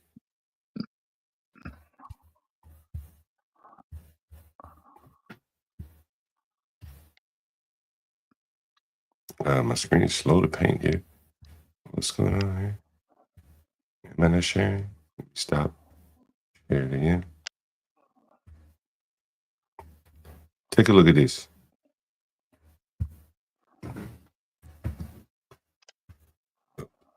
Do you think that was self-defense? You brought a knife to a track meet?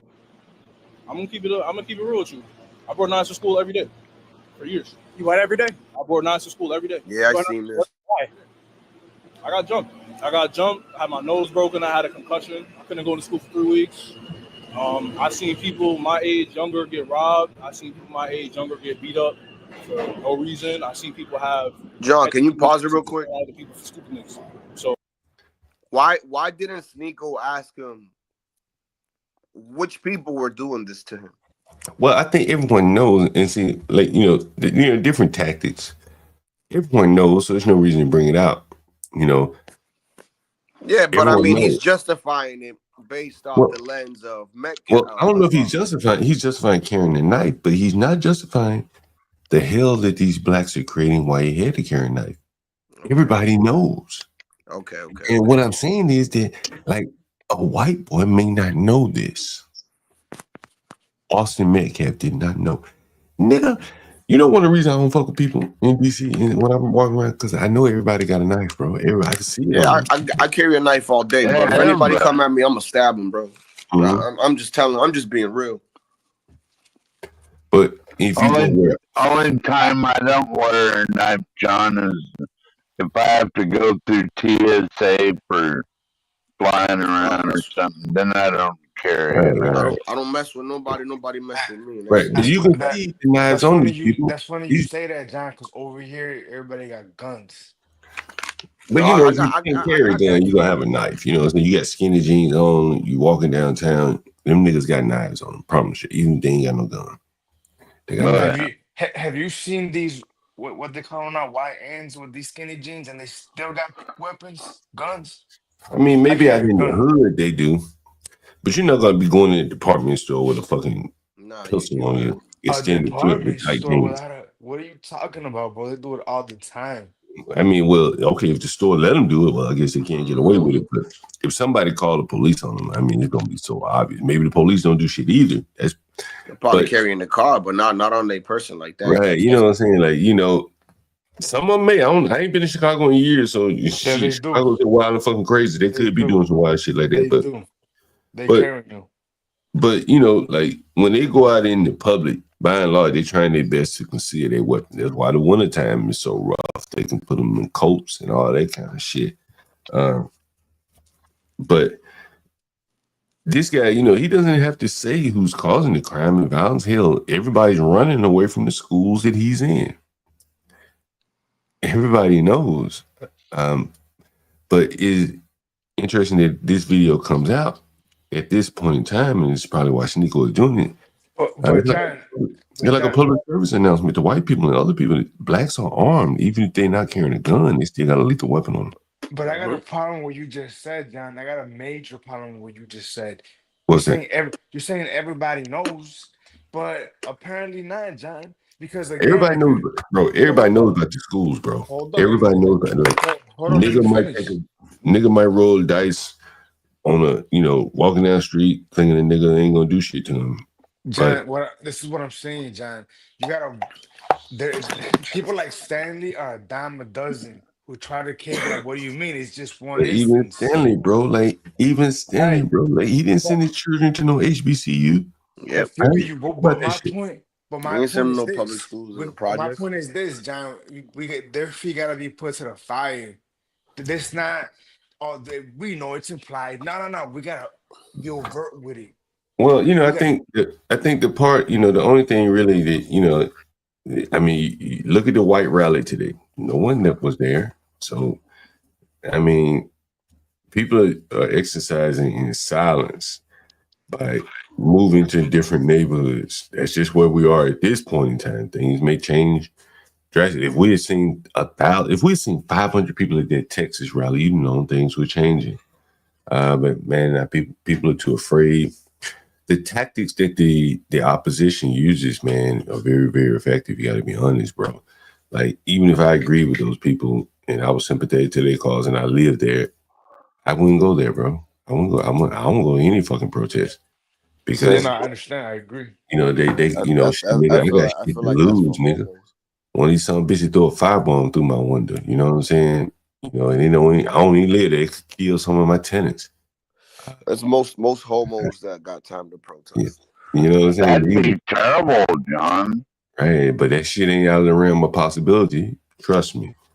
Nigga, 5 they shit, nigga, they run all my tasks out. I run them motherfuckers do anything. Nigga, I ain't tell you during end up in the wrong side. During Trump's last election, bro, they were sending me motherfucking messages like, do not allow, not the last election, but the one before that, they were like, yo, I think January 6th, matter of fact, they were like, yo, and this email and say, hey, why don't you block your calendar? We noticed that your calendar is open during January 6th or whatever. I left it open. Then they basically got Airbnb to shut down everyone's calendar so that you could not take reservations. I had a man that booked my shit. He was coming to town for his daughter's wedding. I've been having her baby. She lived in the neighborhood, so he wanted to book an Airbnb close by. And so they're willing to, basically, throw the baby out with the bathwater to further their agenda. And I just don't see any avenues for the people opposing it right now. Look, all I'm saying is this, John, right? Of course, anybody with half a brain knows why this dude here was carrying a knife. Everybody knows. But we can't leave people with any wiggle room to try to play it off like it's not the case, because they say that shit, John, and they fucking do. Well, I mean, shit, you just heard Stanley say, hell, he think it was a spike sharpener. So, I mean, they're willing to suspend reality to the point that, you know what I'm saying, you understand? I personally think he didn't get stabbed. I think he got beat up. Emily is fucking delusional, John. Well, I mean, there are a lot of people that want to believe the best. Like, bro, this is why I wanted him to say it. This is why I clipped it. Like, you know how deep the narrative got to be. But even after I showed him the police report, he still says it was a right. So there is no convincing these people. You waste a lot of time trying to convince them. Sure. You know what I'm saying? Look, John, me and you both know, John, that if the police report served their purpose, their narrative, they would use it. They would say, well, the police report said X, Y, and Z. Since it doesn't serve the narrative, they want to dismiss it. Well, if you notice, he's saying now the police report is biased. And again, like I'm telling you, it's almost like schizophrenia, manic depressed, like where on one hand, John, you don't understand what they're trying to do, bro. Like, I get what they're trying to do, but on one hand, bro, like think about like how crazy you must trying to get it removed out of that district. Who they're trying to move the boy out of the district? No, like the case, basically. That's what they're trying to do. They're trying to paint. That makes sense, bro. On that town, right? That makes sense. And again, but what I'm saying to you, you think about that. Like they deliberately chose to live there because of the demographics, nigga. Let's be honest. I know. And then now they're gonna turn around and say, I like the demographics that live here, but I don't want you people judging my child. Irony, man. Right? You understand? Fucking irony. That has to be driving these blacks crazy. You understand? It has to be driving them crazy. You move into a neighborhood, but you don't trust them to judge your son. Right. So why move there? You paid the taxes to build and maintain the courthouse, the police department, and now you don't trust shit the police say or what you pay taxes in that community. You don't trust your next. You don't trust your next door neighbor to sit in judgment of you. Why did you move there? You're gonna have to explain it. Now again, you move there, bro. If I walk out here and kill a nigga, I'm gonna get the benefit of the doubt with the people around here and say, you know what, John probably killed a nigga for good reason. Nigga gonna be on this. He was a bad nigga. I know John a good nigga. Yeah. If I go kill a nigga in Frisco, that shit gonna be so outside of the norm that they don't want no killing around. Niggas over here recognize that some little bit of killing is fucking necessary. right. There's white people moving out right now as we speak. Look, John, everything you said is true, John. But believe me, there's white people that need killing. I can tell you that. But another good point right now, I'm not one of them, though. But another important point, John, is that the same logic applies here with the violence in the schools, right? Who's causing it? This schizophrenia, right? In that, yeah, they're moving to these neighborhoods where they don't trust them to be judged by, but they can't, they won't tell you why. And we all know why they want to go there and why they want to flee from Blackistan. We Yeah, know I mean, why, but again, and I hate to keep bringing up Stanley's name, but Stanley is a perfect example, right? Stanley is not necessarily a dumb person. He's a typical brother. Stanley couldn't what, tell you why. Stanley what I'm could have. saying, what I'm saying, this shit drive you crazy having to defend it when, like, if he wasn't, if those people weren't on internet, right? If you're not on YouTube or whatever, you go about your life and you never get confronted with it, right? You got to deal with it internally. Okay, hey, I don't like living around these white people, but I don't want to live in the hood. Okay, cool, right? And you deal with it internally. Yeah, it drives you crazy, but you deal with it privately. You take it public, like it comes out. And you gotta defend it, and then you just digging deeper and deeper, trying to defend something that doesn't make sense. Exactly. And look, it's almost like your dog walking your dog, right? Like for him, for him, for example, the reason that you were not, your parents and you and your kid were not around Blackistan is because the people in Blackistan suck, right? And it's as simple as that. The Yeah, reason that my the family. reason that you married a white bitch is this, it falls under that same thought process. I Simple mean, as that. like, yeah, man. My lovely lady Lisa, she was like, "You should do an interracial dating stream." She's even willing to participate.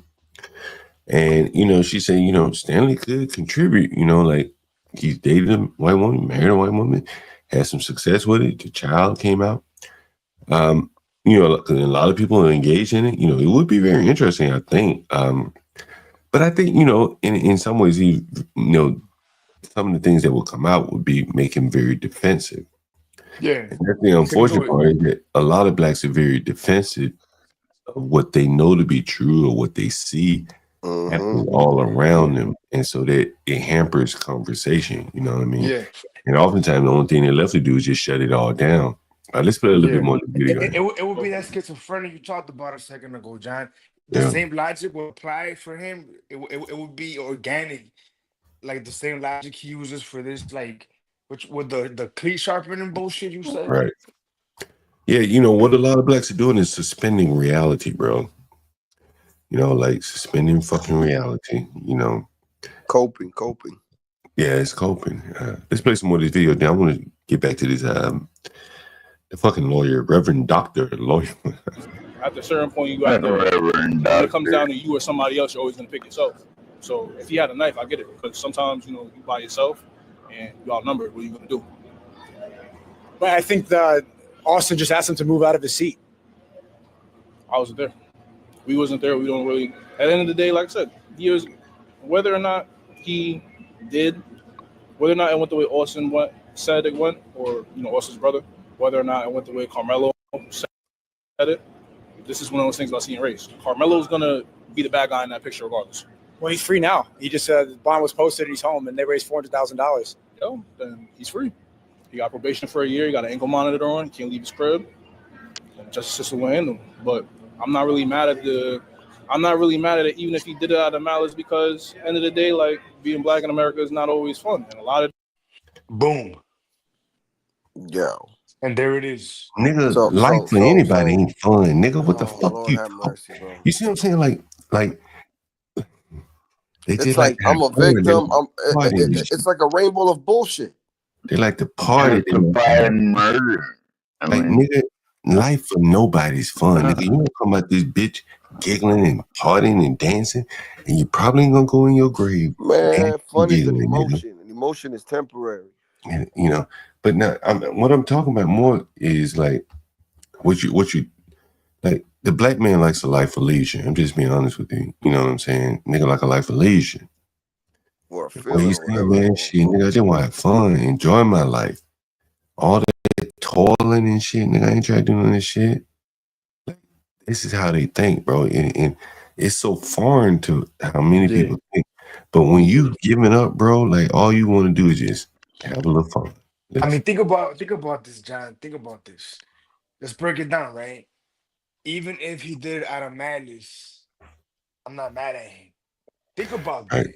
Mm-hmm. I'm not mad at him because I know how it is to be a black man in America. You know how it is to be black in America, bro. Rough. Yo, Wicked. What are you? You Latino?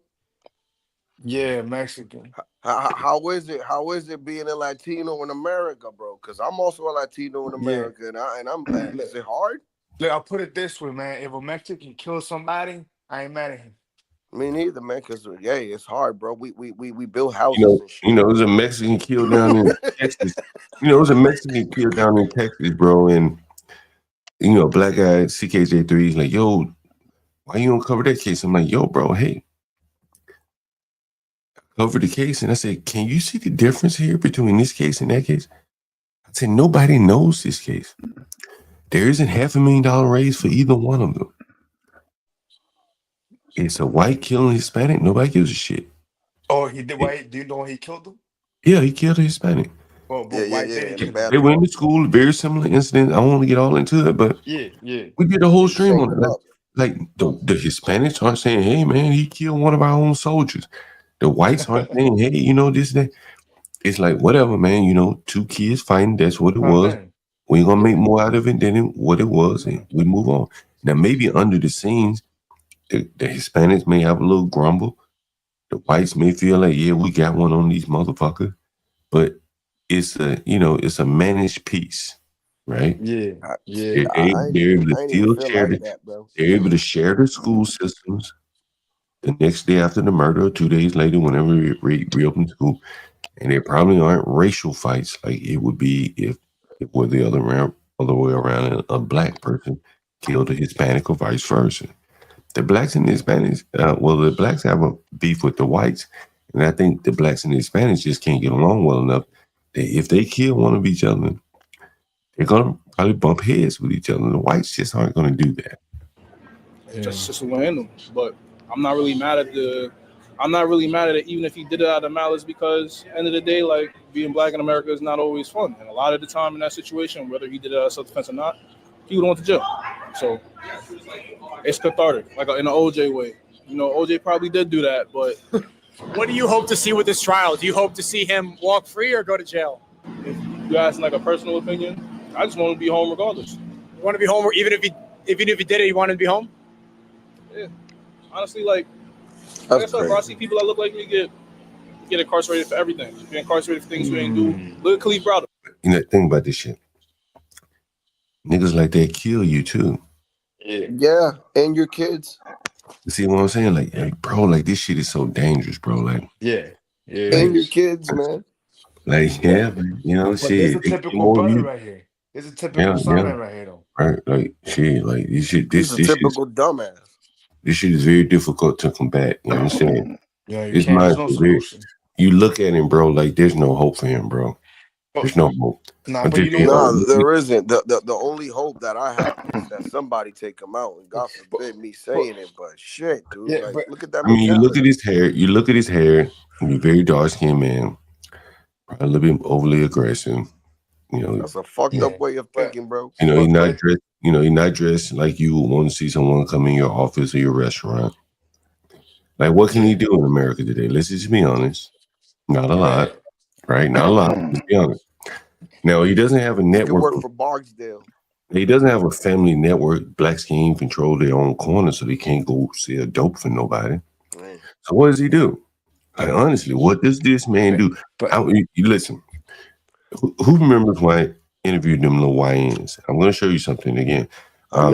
Shit, dude. Let me finish this interview. Khalif Browder got arrested for, and that was in New York. Khalif Browder got arrested for beating somebody up, stealing a book.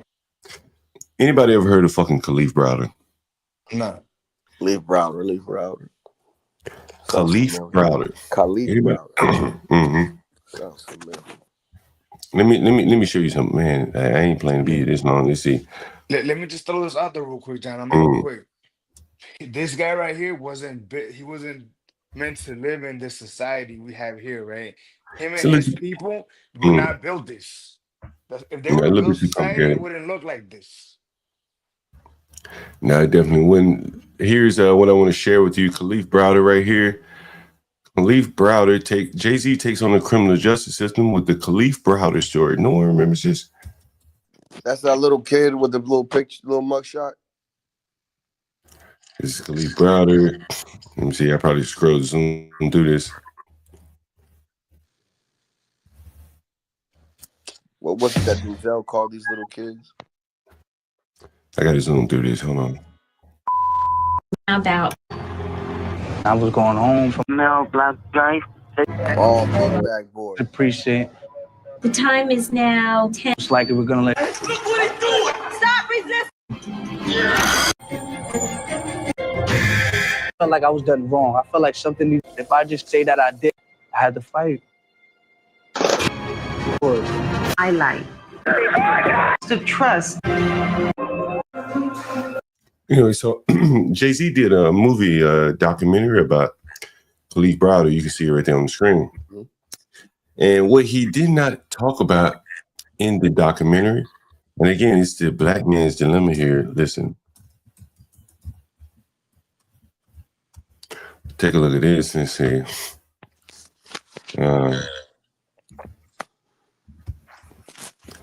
Who's in charge?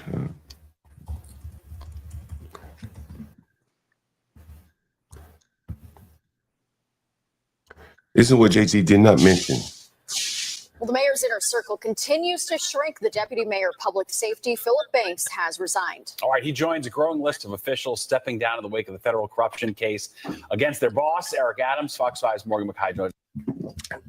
That's what Jay-Z did not mention. You can see it further here. That there was a black man in charge of Rikers Island. I think it was Philip Banks. Was it Banks? That's what the thing's saying right now, Phil Banks or some shit. And Philip Banks was in charge of Rikers Island.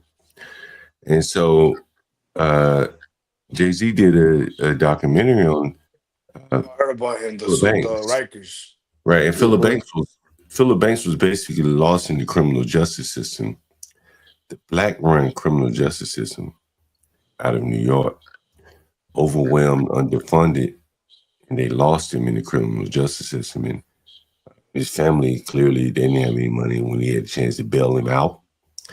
And they were whooping his ass. He's a small guy. They were whooping his ass. And I think they had him in solitary. And I think he was in there for stealing a bag or something. Some bullshit, right? A book bag. But basically what Jay-Z did not want to talk about, since he's a Democrat op, he couldn't criticize the incompetent black-run prison system, the Rikers Island, that held this man in hellish conditions, but not just him, but everyone. So he made a woe is me story about Khalif Browder, but never wanted to get it to source. And that typically is the way that blacks approach things. They overlook the source typically, particularly if the source is misery is a black man, right? It was blacks in charge of the Rikers Island, the criminal justice system that caused this man hell. It was blacks that showed you that were beating up on the boy. Mm-hmm. Right? You saw the video, blacks beating his ass. Mm-hmm. Yeah, well, what can you do for them? What can you do with that, John? They ain't we have people like Jay-Z and you have people like this lawyer that want to overlook that fact and talk about the racist criminal justice. Well, who was whooping his ass in the jail? It could at least been peaceful for him while he was in there. It could have been peaceful, right? Never. But they whooping his ass in the jail. And so he ends up killing himself. That's what the documentary probably raped him too, if I know my what they wanted.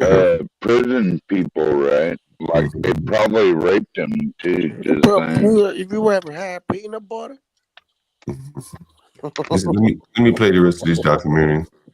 And when you take a lot of losses, as a community, you see things like that happen over and over, time and time again. People going to jail for things they didn't do. You don't really care if somebody did it or not. Sometimes you want. So you don't care if he did it or not.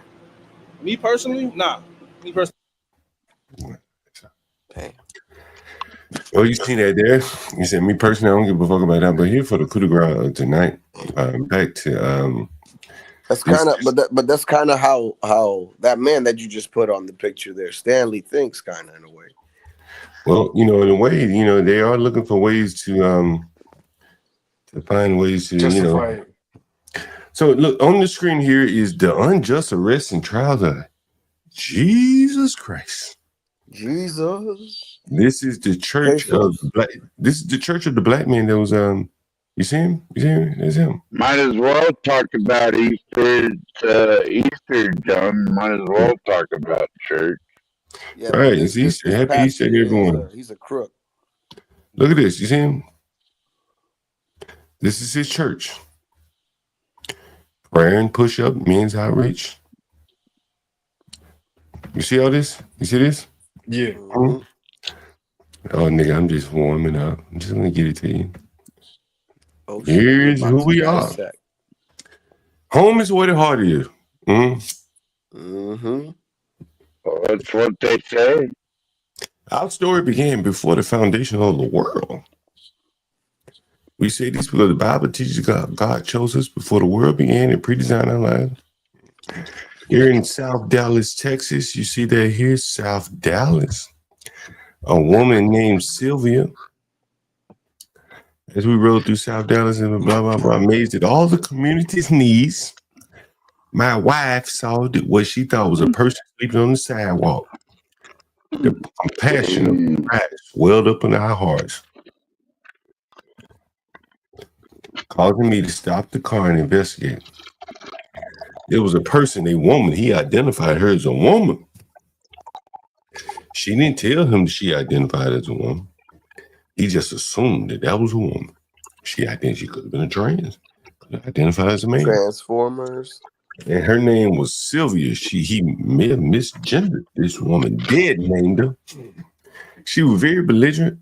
And he went on to say, "What has Jesus done for me lately?" She asked. We knew South Dallas would become the location for our new church. That was the moment that he saw, I got to open me up a church. I got to open me up a church. That inspired, man, these people are fucking jokes. Fucking jokes.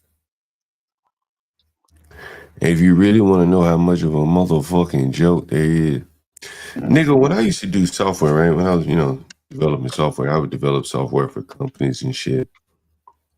And they said, "But John Galt, we need a Spanish language version. But we don't want a new website, a new domain, like ESPN.es for Spanish. We need you to be able to pull down a toggle. And it'd be the same page, but it rendered new content, which is the text that you see on the screen about us and all that. But we need it in Spanish. And do you see this on the screen? I just not paid attention. Anybody see that? What? What is that? This nigga Latin. Is that nigga Latin? Is that nigga Latin? What? Is that nigga Latin? You gotta go outside. Is that nigga Latin? Damn, that is Latin. Masa percent. See, y'all niggas don't even know why that's there, do you? Masa percent. I know. Does anybody know why that's there? I know what the first two. No, I don't give a fuck what it say. Does anybody know why it's there? Nah, man. Does anybody know why? Does anybody know why that's there? Anybody in chat know why that's there? I'm going to tell you. I'm just curious to know. I wish Richard would fucking know why it's there. The Universal, he may know why it's there. Portia may know why it's there. You got one. Anybody know why this is there?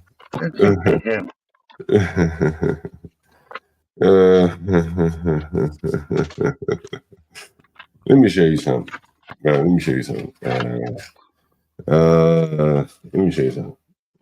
Give me 1 minute. Look at this shit.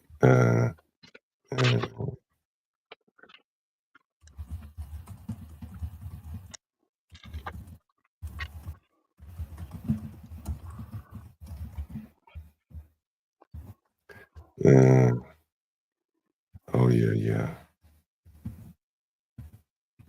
Look at this. You can see my screen, right? You can see my screen.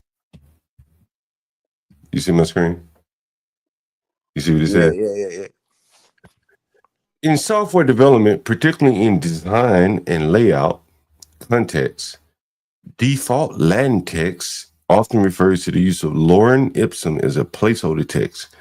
Lorem ipsum is a Latin-based dummy text that is commonly used to fill space and showcase typography and layout, right? So now go back to this website again. Back to the website. Where is it? You see this. See that? Does that make sense, right? Do you see what you're seeing here, right? This is the lawyer's website. Well, his church's website, right? This is the guy that Stanley was playing on the stream just earlier today, referring to this man's legal prowess, right? This is his website. My phone is about to die. So typically when I'm developing software, you will give me templates of what you want me to dynamically render. And so they may have Latin in the text, and I replace it with dynamic content. Hence, it will replace the Latin that you see up there on the screen.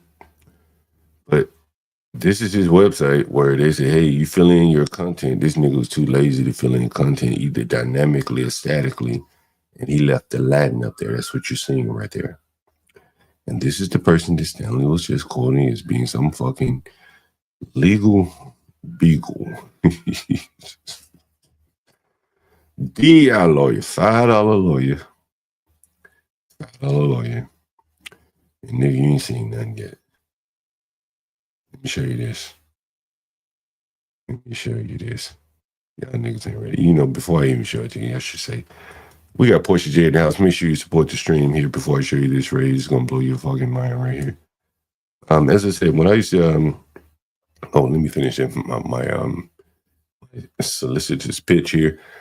Guys, please support the channel here. We put on a lot of content for you guys. And you know, we see the hours that you're watching, the people in the audience.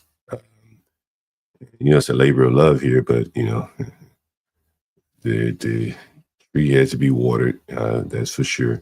And there's nothing like financial contributions that gets us up here with us, you know, a pep in our step, honestly.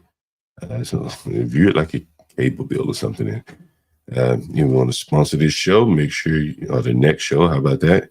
Any contribution tonight would go to the next show. Universal. Let me put the link in the chat. I got to show you something, Universal. I'm going to show you something. No, the website's not done yet. But he's over here quoting the law. Over here quoting the law. And so, you see this right here? You see this? What does this say? Menu light, menu dark. You see that? Everyone see that? Can you let me know if you see that before I click on it? Let me know if you see it.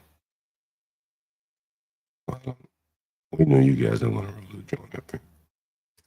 But let me know if you see that on the screen there. Menu light, menu dark. And while I roll to join, you let me know if you see that on the screen there. Menu light and menu dark.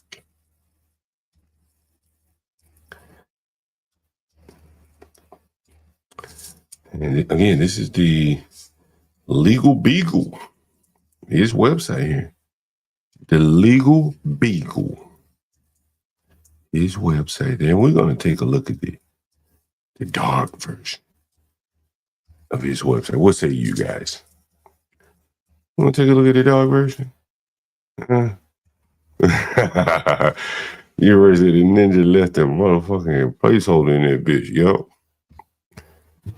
Yeah, she did, but he left something worse than that. Y'all niggas ain't ready.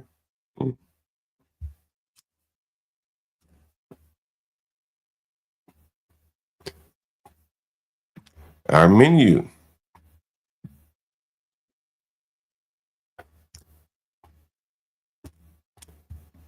University, your camera's probably disconnected, bro.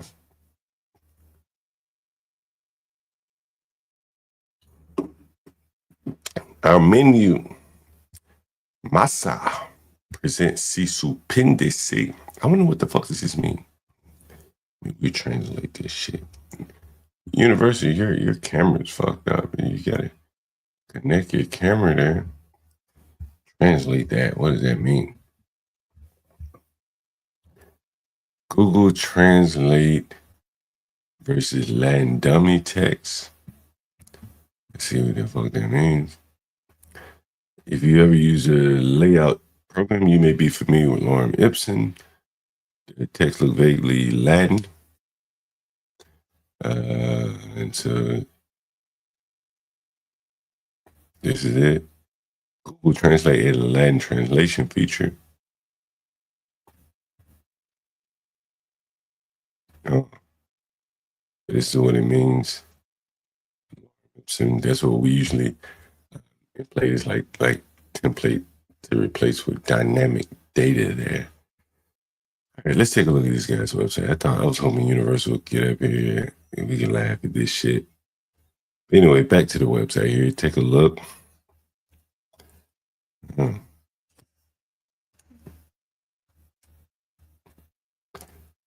a minute, what's this? Reservation?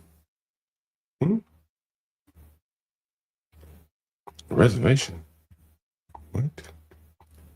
Reservation?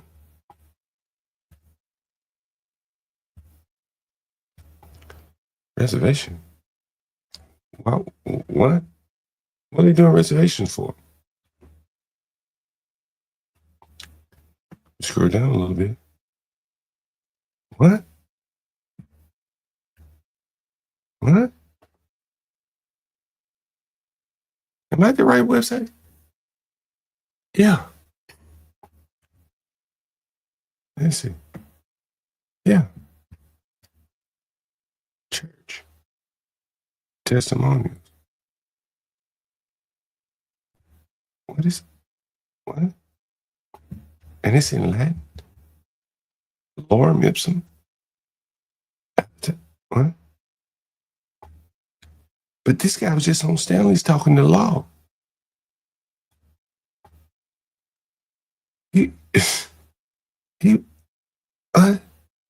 It can't be. This guy was just telling us all about hearsay and shit. What? Oh, this sounds good. Mm-hmm. What? Strawberry and grape cakes? What? What is it? What? Is this the same? University, you see this shit? Yeah, are you checking out a restaurant now? I missed what happened. I was trying to get my going. So what I did, Universal, I clicked on, I want to see the dark menu. This is the church that Stanley was highlighting the preacher. No.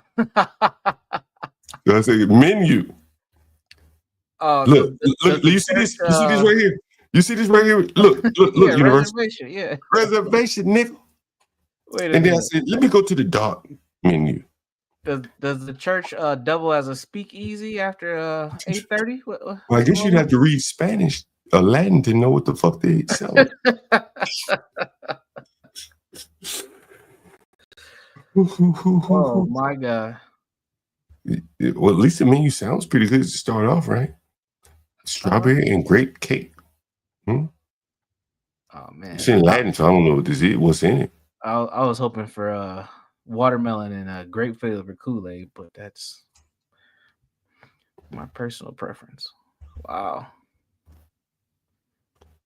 You see this, Universe? Yeah, this is not good, man. I mean, we just example after example, day by day, the Negro is just not ready. Like, this shouldn't even be published on your website. If it's not done, you can hide these things. Nigga, what he did, bro? He probably bought a website, bro. And he was like, you're gonna have a menu option. You can turn it on, turn it off, or something. Hide it. Yeah, you just hide your menu. So you get your menu straight, right? He may even have an interface where you can turn it off himself. And depending on the host site, they probably have church templates already there. You could just use it instead of a restaurant template. Mm-hmm. Look at this shit. This is a church website. The Reverend Dr. Lawyer. Mm.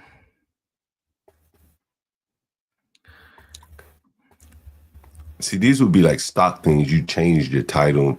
Yeah. You could change your price. You could change the menu items shown. Right. You notice each one of them has 3 menu items shown, divided by / What's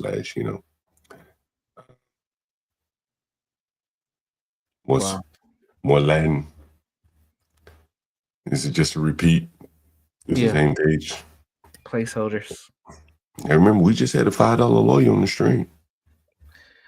Yeah. These are placeholders. And there's reservation. Now you know what's gonna happen tomorrow and probably for the next couple of days, John. Why does that even matter? They're gonna come with the why does that matter? What's the point? We can call him. You see his number? Hey, that's an amazing number. 1 2 3 4 5 6 7 7 8 9 0.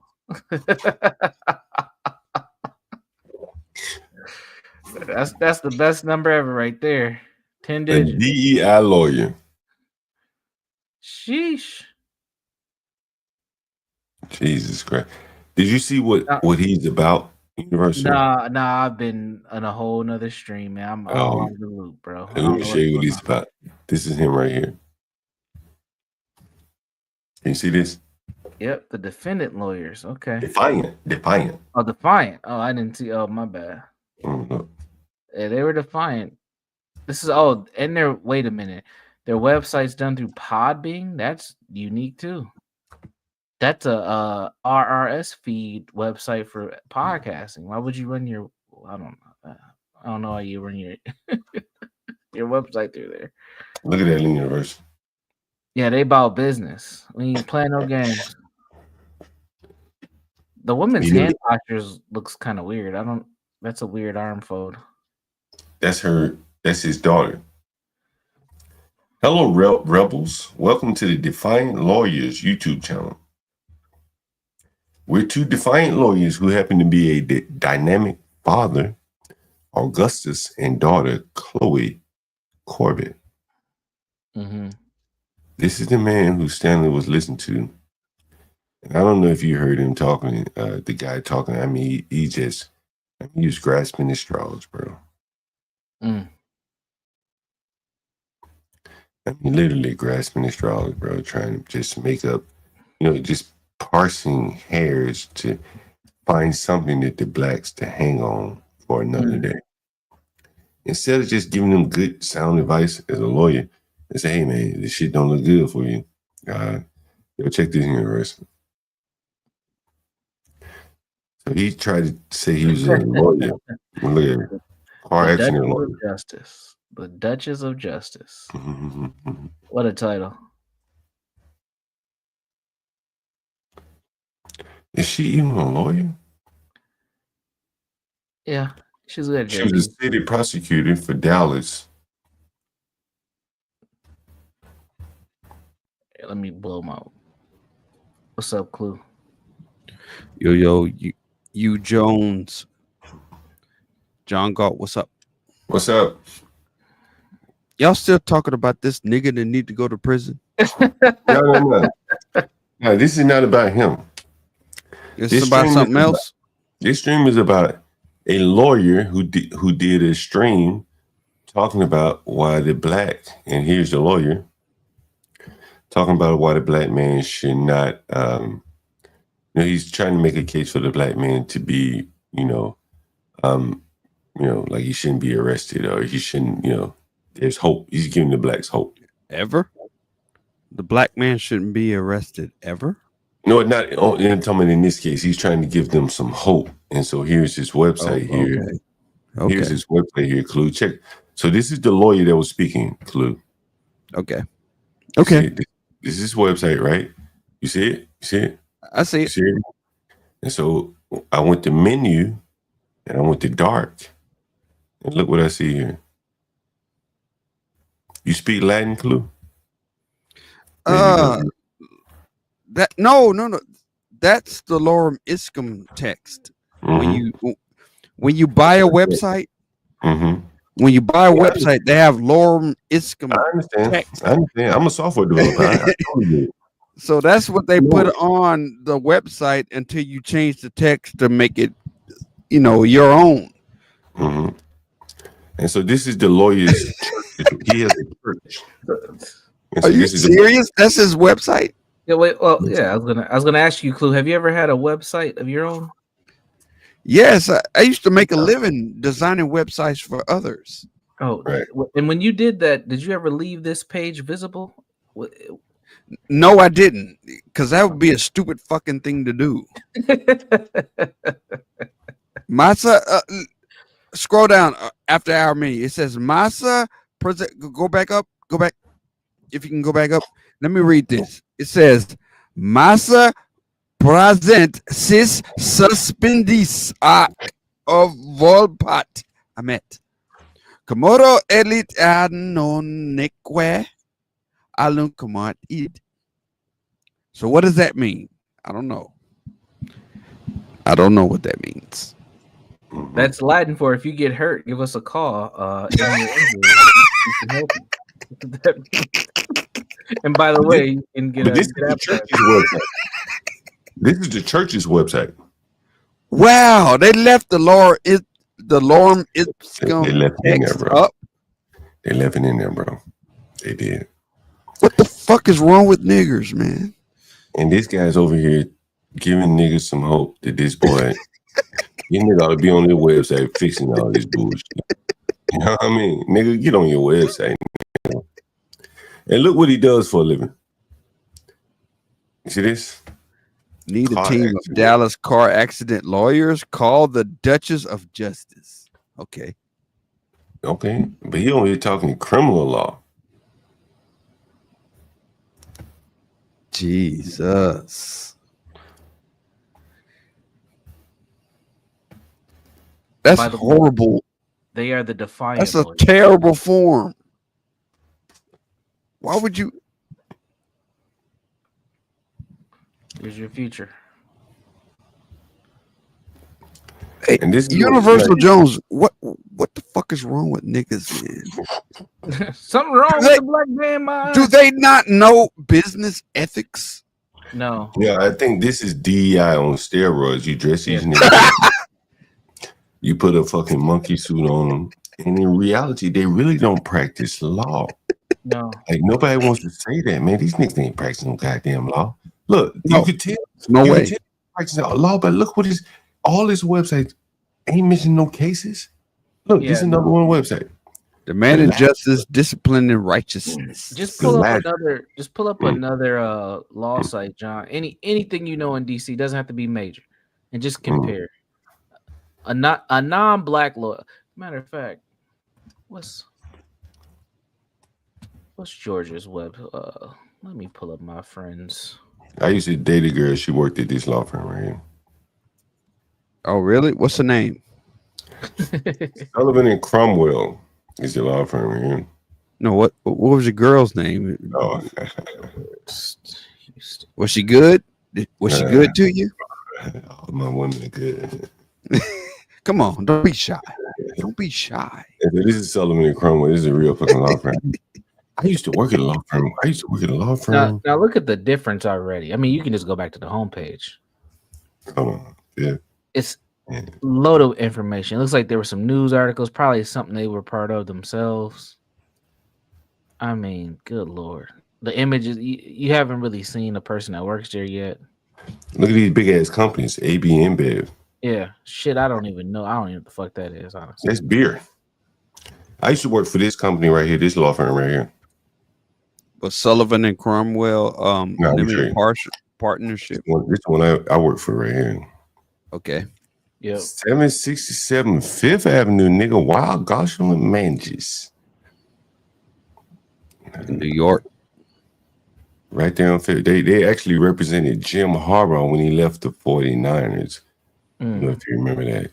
He yeah. This is if you know where the Apple building is on Fifth Avenue, the one that's underground, and the Schwartz, FAO Schwartz.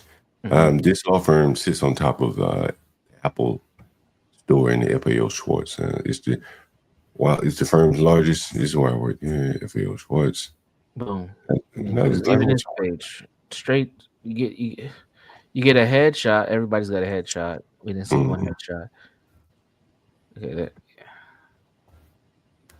They're in London, Asia, Europe. Sheesh. They're gonna, you know what they're gonna say, John? Well, you know, they get the big contracts. You know, they get the, they suppressing the black lawyers. They can't get this type of money to have this type of we all know that's bullshit, though. It's bullshit. I can prove this bullshit with one link in Texas. The menu link. I got a buddy who runs a law. He's a partner in the law firm. He started with 2 people. And he does big shit, like way bigger. But he's professional, and he's black. Let me ask you this, John Colin. Are niggers allergic to professionalism? It's counter. Oh, you asked John. I'll let John answer. I think, they're just out of position, man. We read it. We were playing some of the guy's clip, and he said zealous. Right? Now, if you don't know how to pronounce the word, I've been guilty of it myself. I ain't no fucking lawyer. I'm just a nigga that's up here talking on YouTube. So am I. If you somebody paying you $500-$600 an hour, then you expect the king or queen's English. Yeah. And he meant to say the word zealous, but he said zealous. There's a difference. There's a difference. I don't even know if zealous is a word. I thought that was somebody's name. And so, it's just that little bitty thing where, he's acting. And so he's probably trying to think with that little small brain he is on his feet. And it gets shown up. Christ. It gets shown up at times like that. He's way outside his lane trying to talk about some sophisticated shit, which he doesn't have any experience doing. Yeah, he went to law school and he telling you about hearsay and all this shit, but he doesn't understand the interplay. While the police, listen, the police statement can be wrong as rain. You understand? It can be wrong as rain. But when he get on the stand, that's when you prove it's wrong as rain by you make him either corroborate it or basically invalidate it. So the officer saying, this police reporting number hearsay. Yeah. But he's going to get on the stand and give his version. And he's going to have to corroborate with the evidence and what he wrote in the report. And so once that's all established, the boy's going to have to basically counter that along with the witnesses. So while it is true that the police report is hearsay, it's the officer's point of view. It wasn't mentioned in the court of law.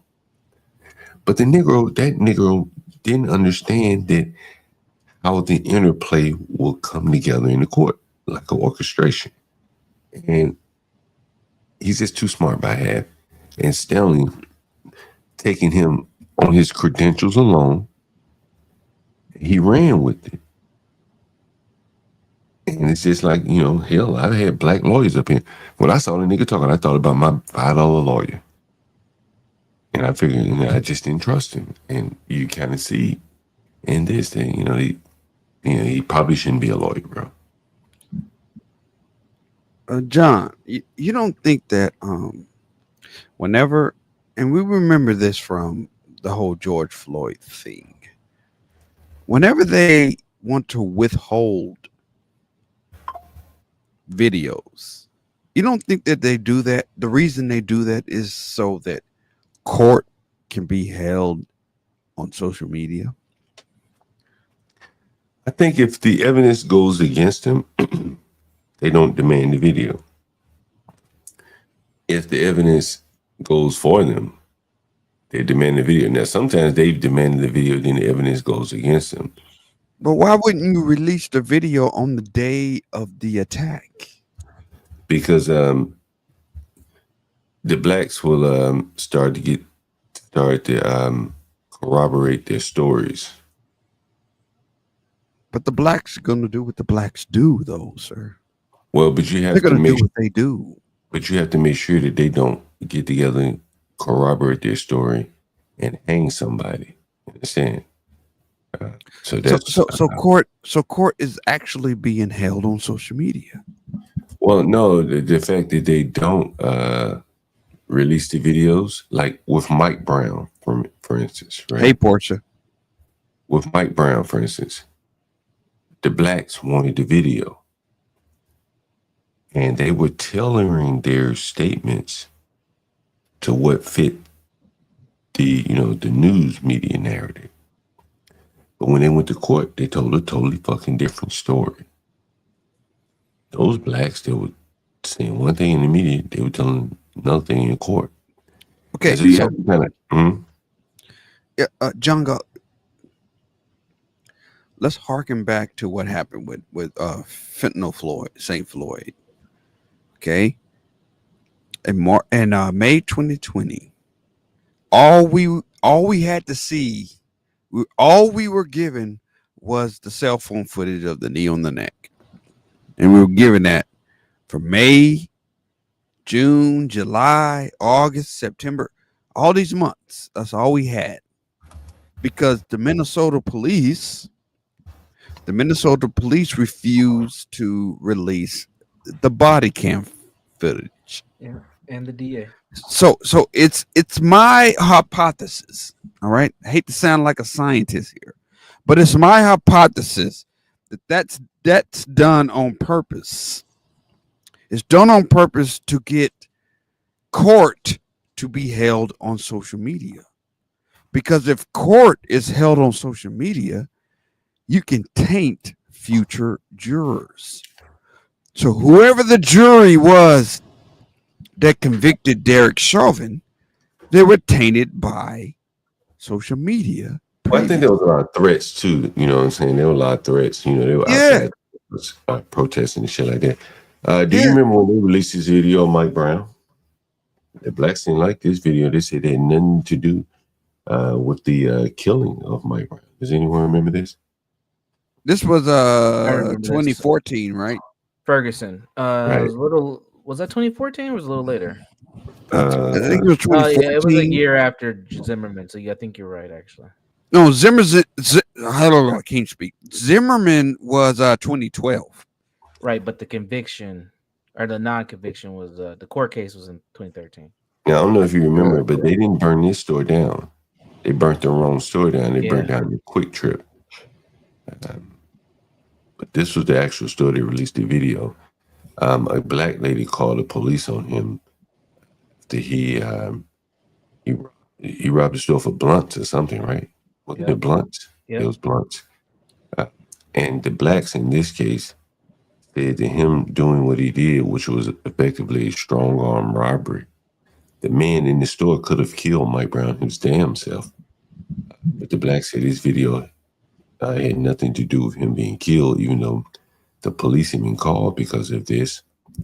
And they were mad at the man, or in this case, I think it was a woman that called the police on him. And so, you know, the blacks, and then I think the blacks were saying that, I think the blacks even tried to say he came back and paid for it. Was that what they said? Yeah, there was a lot of narratives. The blacks, yeah. The blacks. I mean, some of the blacks were saying that he didn't steal anything. But you can clearly see him, even if he didn't steal anything, he committed an assault against the store owner, right? I forget about that part, right? John Galt, you don't think we're being played? Well, every time these fucking stories, sorry, my language. Every time these freaking stories come up, I get the feeling that we're being played. We're being played. They expect a certain emotional reaction from the people based on what they're displaying on the media. Well, they give them the reaction, so you can only be played if you allow yourself to be played.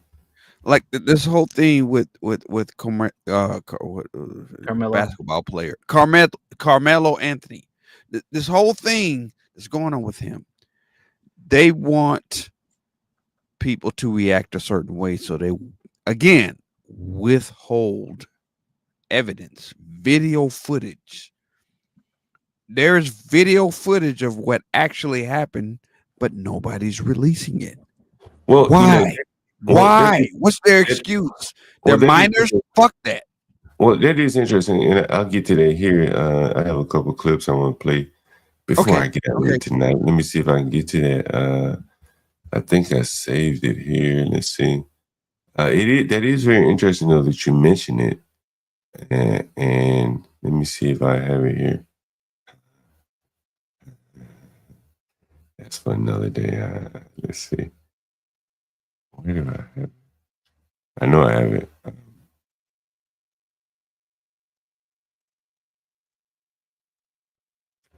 Give me 1 second. I know I have it. Put it. Do you think we're being played, Universal Jones? You think so? Do you think this? I think this the is to get psyop. So you know about the psyop? Yeah, I think it's in full effect, and I think that there's more than one player. I think that we're getting hit from multiple different sides on this. Okay. Oh yeah, I have it right here. Take a look at this, guys. Second, right here it is. Here it is, right here. If it ever loads. Here's a tweet from Lauren Witzke. I think she's a journalist or something. American First Coalition, whatever. Yeah, I've never recognized it. You know, she said something is very wrong with the murder of Austin Metcalf. They confiscated the police over 70 phones from the students to ensure that no footage of this attack was leaked. She goes on to say his father has a big black handler that keeps him in line and uses him to stifle any white person who mentions that this was a racially motivated murder. Austin Metcalf's father has spoken out today as well. We're going to play the clip. And this comes after Metcalf's humiliation apology tour on the media, where he sympathized with his son's murderer while they publicly raised money and danced on his son's grave.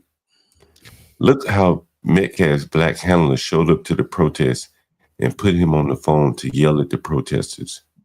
Bravo to Lane for holding his ground. He is right because of Jeff's behavior. There are going to be 1,000 more Austin Metcalfs because these violent blacks are now empowered to murder whites without consequence. John and apparently, you know, I've talked about the CRS, the Community Relations Services, an arm of an organization within the Department of Justice here. And there have been a lot of talk that there are handlers, and apparently this is the Metcalf man's handler here, and he's going to be talking to the organizer of this protest today. So let's take. Do you know who you're talking to? All about division. Would you be willing to stand by me in a press conference or in an individual interview and talk about this issue that is larger than Austin at this point? God rest the beautiful young man's soul that would have been one of our strongest voices if he was still alive today. Yes, I am, sir. Okay, not to speak. You are part of the fucking problem, my friend. You're trying to create more race divide than bridging the gap. I do not condone anything you do. You do not have any fucking. That's called white guilt. No, let it talk. My son, I can finish. I give you your time. You take my son's face off your website. I am not associated with you. You're creating more Austin Metcalfs with your weakness, sir. You are creating more Austin Metcalfs with your weakness. You are being weak. I gotta be honest with you about that, sir. You're being weak. Condemn your son's killer and the culture that caused it. Hey, Jeff. That's the problem. You've been submitted. Hold on, Jeff. You've been submitted. I'll handle it from here. You've been submitted, sir. You're not gonna make If us we back were all, down. if we were all of your nature, Guys, listen. You're not gonna say this. Do you know who you're talking to? You don't, do you? I'm talking to a black man. You don't. No, you're not. Okay. You sit here, you talk about Trump. But I am. You're not Google my name is Trump. No. When you do that, my name is Bruce. I agree with black males winning, Google that. but they're not winning but right what now. You're doing, they're becoming what degenerates. you're doing and murdering white people. You're not helping America. You're no more patriotic than I am. Under no way. Silent is Where not were you helping. on January You've been 6th? silent. It's only gotten worse. Where were you on January 6th? You've been silent. It's only gotten worse. Where were you? Did you stand for your country? So you think that made you patriot because you showed up there? Does that make you a patriot? Joe Biden, because you showed up. What did he say? Gotten Where worse. were you on January 6th? You've been silent. It's only gotten worse. Where were you? Did you stand for your country? So you think that made you patriot because you showed up there? You heard that? He said, "So you think you're a patriot because you showed up there?" That ain't what he said. Listen. What did he say? Listen. Silent. It's only gotten worse. Where were you? Did you stand for your country? So you think that made you patriot because you? You think that made you patriot? Who's patriot? He's trying to say patriotic. Oh, Jesus. You think that made you patriot?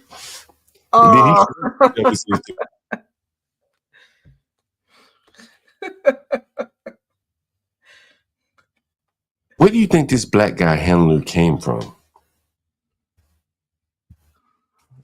That's why I don't know where Clue went, but that's what I'm saying. And the psyops happening from so many different ways. This thing's gotten so big. There's so many different players. Who the fuck knows, man? I don't know. I don't know what the angle is here. I don't know why any. Well, the angle is to quiet this white man and make sure he don't get out of line. You understand? He could blow this whole shit up. If he showed up at this rally and said, "Yeah, these niggas' culture is fucked up," he could really spur some shit. So yes, they have to send someone down to quiet him. Do you think the government sent this man to quiet Metcalf's father?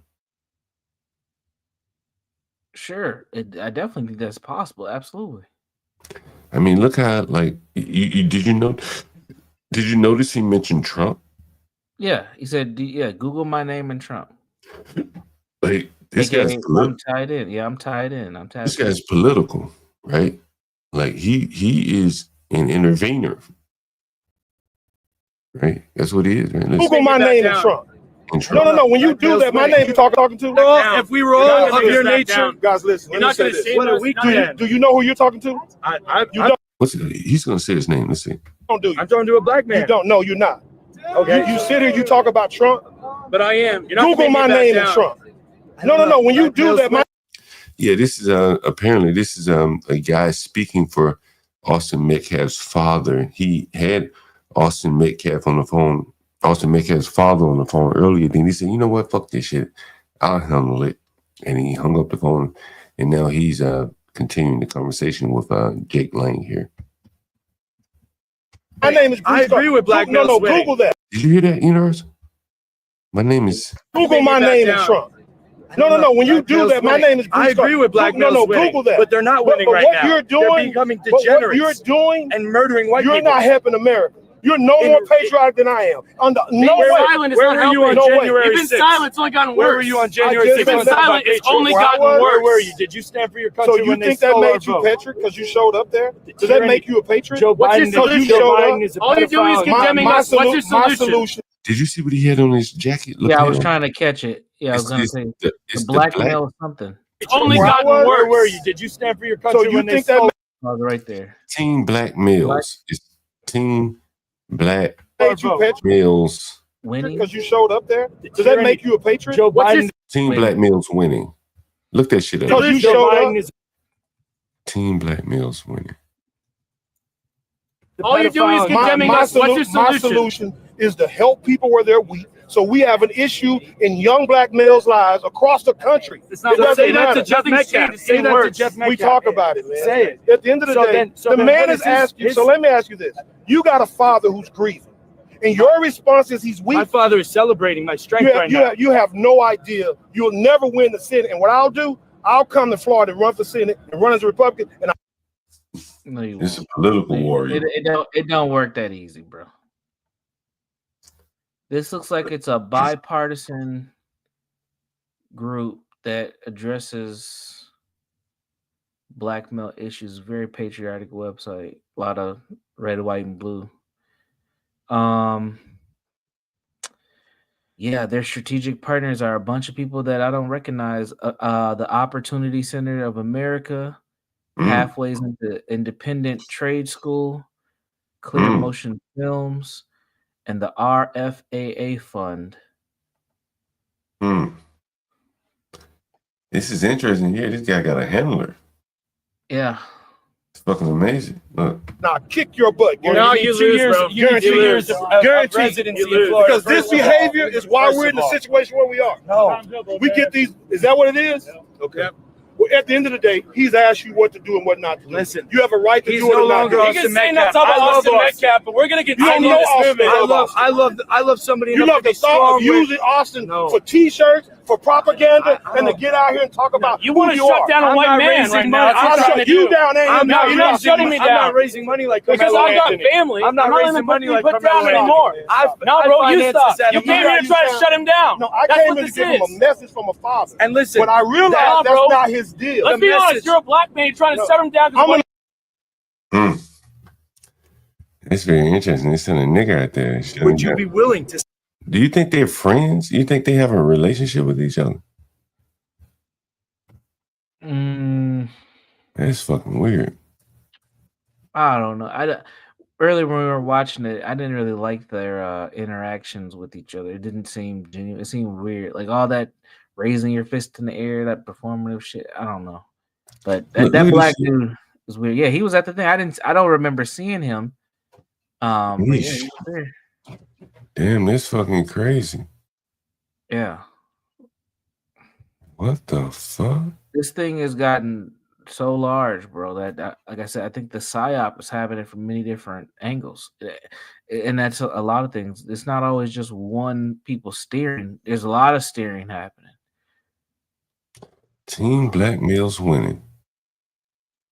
Yeah.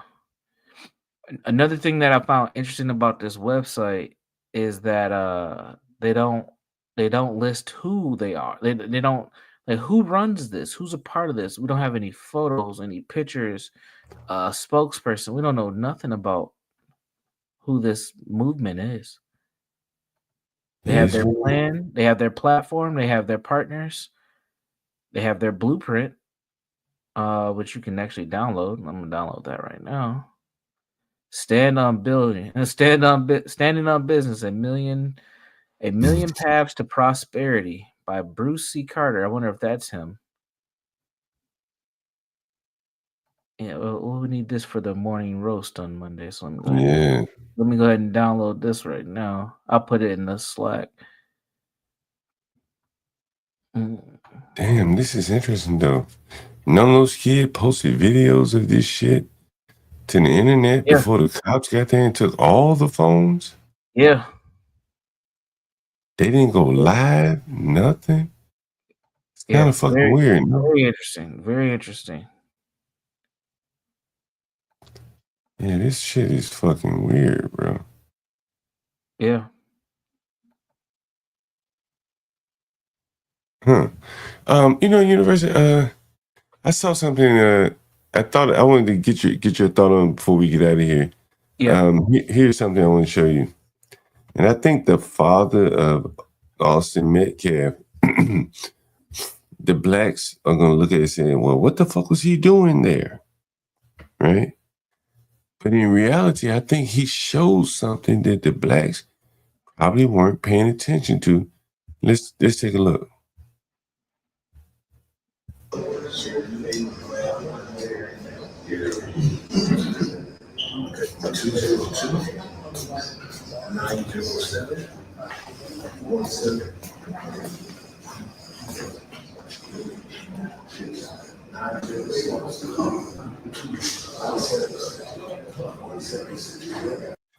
So the blacks took off going to the back right there. You see that?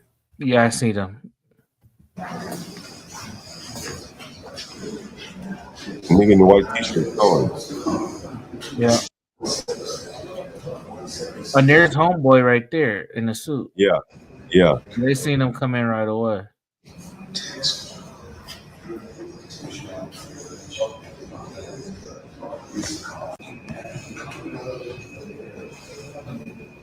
That's him right there. Mm-hmm. Yeah, damn. This nigga been here a minute.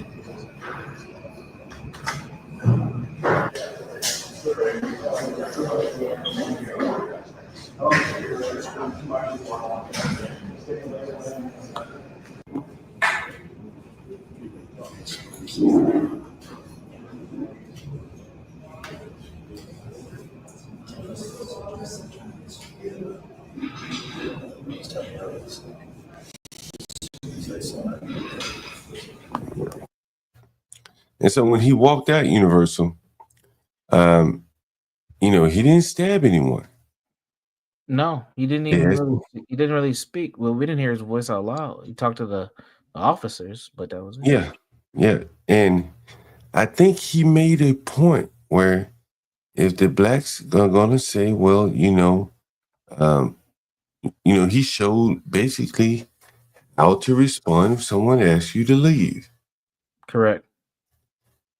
And I think the blacks look at it and say, well, he shouldn't have been there. But he showed you that, well, if you ask me to leave, then I'll leave. I'm not going to argue with you. I'm not going to pull out a knife and stab anyone. I'm just going to leave. And I think that that's going to come up again. I think people saw that and realized that he did the exact opposite of what the boy did. Yeah, very interesting. Shook the hand of the police and everything. It was very interesting, man. We got a lot to talk about on the morning roast. When's the next one? Monday? Yeah, Monday morning. All right, I'll be ready. Ready as always, Universal. What panels were you on tonight before I get out of here? I was over on Lolo's channel earlier. What was she talking about tonight? She was gaming. She was just gaming and she games. Yeah, she games. Really? She plays some zombie games, Fortnite. That's really. Yeah. She put the sex appeal into it. Of course. we got to get the cash apps and and some super chats. And some make them dance. All right, guys. All right, Universal. We talk tomorrow, Universal. Yep. Talk to you later, man. Peace. Guys, support the channel. I always forget. Don't forget to support Universal too. His cash app is on the banner as well. Universal, Portia J, Stanley Cross, HB2, and Get Cracked for me and me, John Galt there. Thanks again. If you know somebody who drive a truck, I bet you he done had a relationship with a lot lizard. All these truck drivers love these lot lizards. I promise. Lot lizard, come on baby, get inside the truck. Lot lizard, put your head down and ass up. Lot lizard, call me $40 just to fuck. Lot lizard, twerk, twerk, twerk, twerk. And she at the truck stop, walking with her butt out, and she got her stomach out, and she only come out when the sun out. She's a lot lizard. She's a lot lizard. He can be your boyfriend, cousin, husband, daddy, brother. It don't even matter if he driving trucks all around the country and he making money. I bet you he fuck a lot lizard. Come on, baby, get inside the truck. Lot lizard. Put your head down and ass up. Lot lizard. Call me $40 just to fuck. Lot lizard. Twerk, twerk, twerk, twerk, twerk. Twerk, twerk, twerk, twerk, twerk. Twerk, twerk, twerk, twerk, twerk. Lot lizard. Twerk, twerk, twerk, twerk, twerk.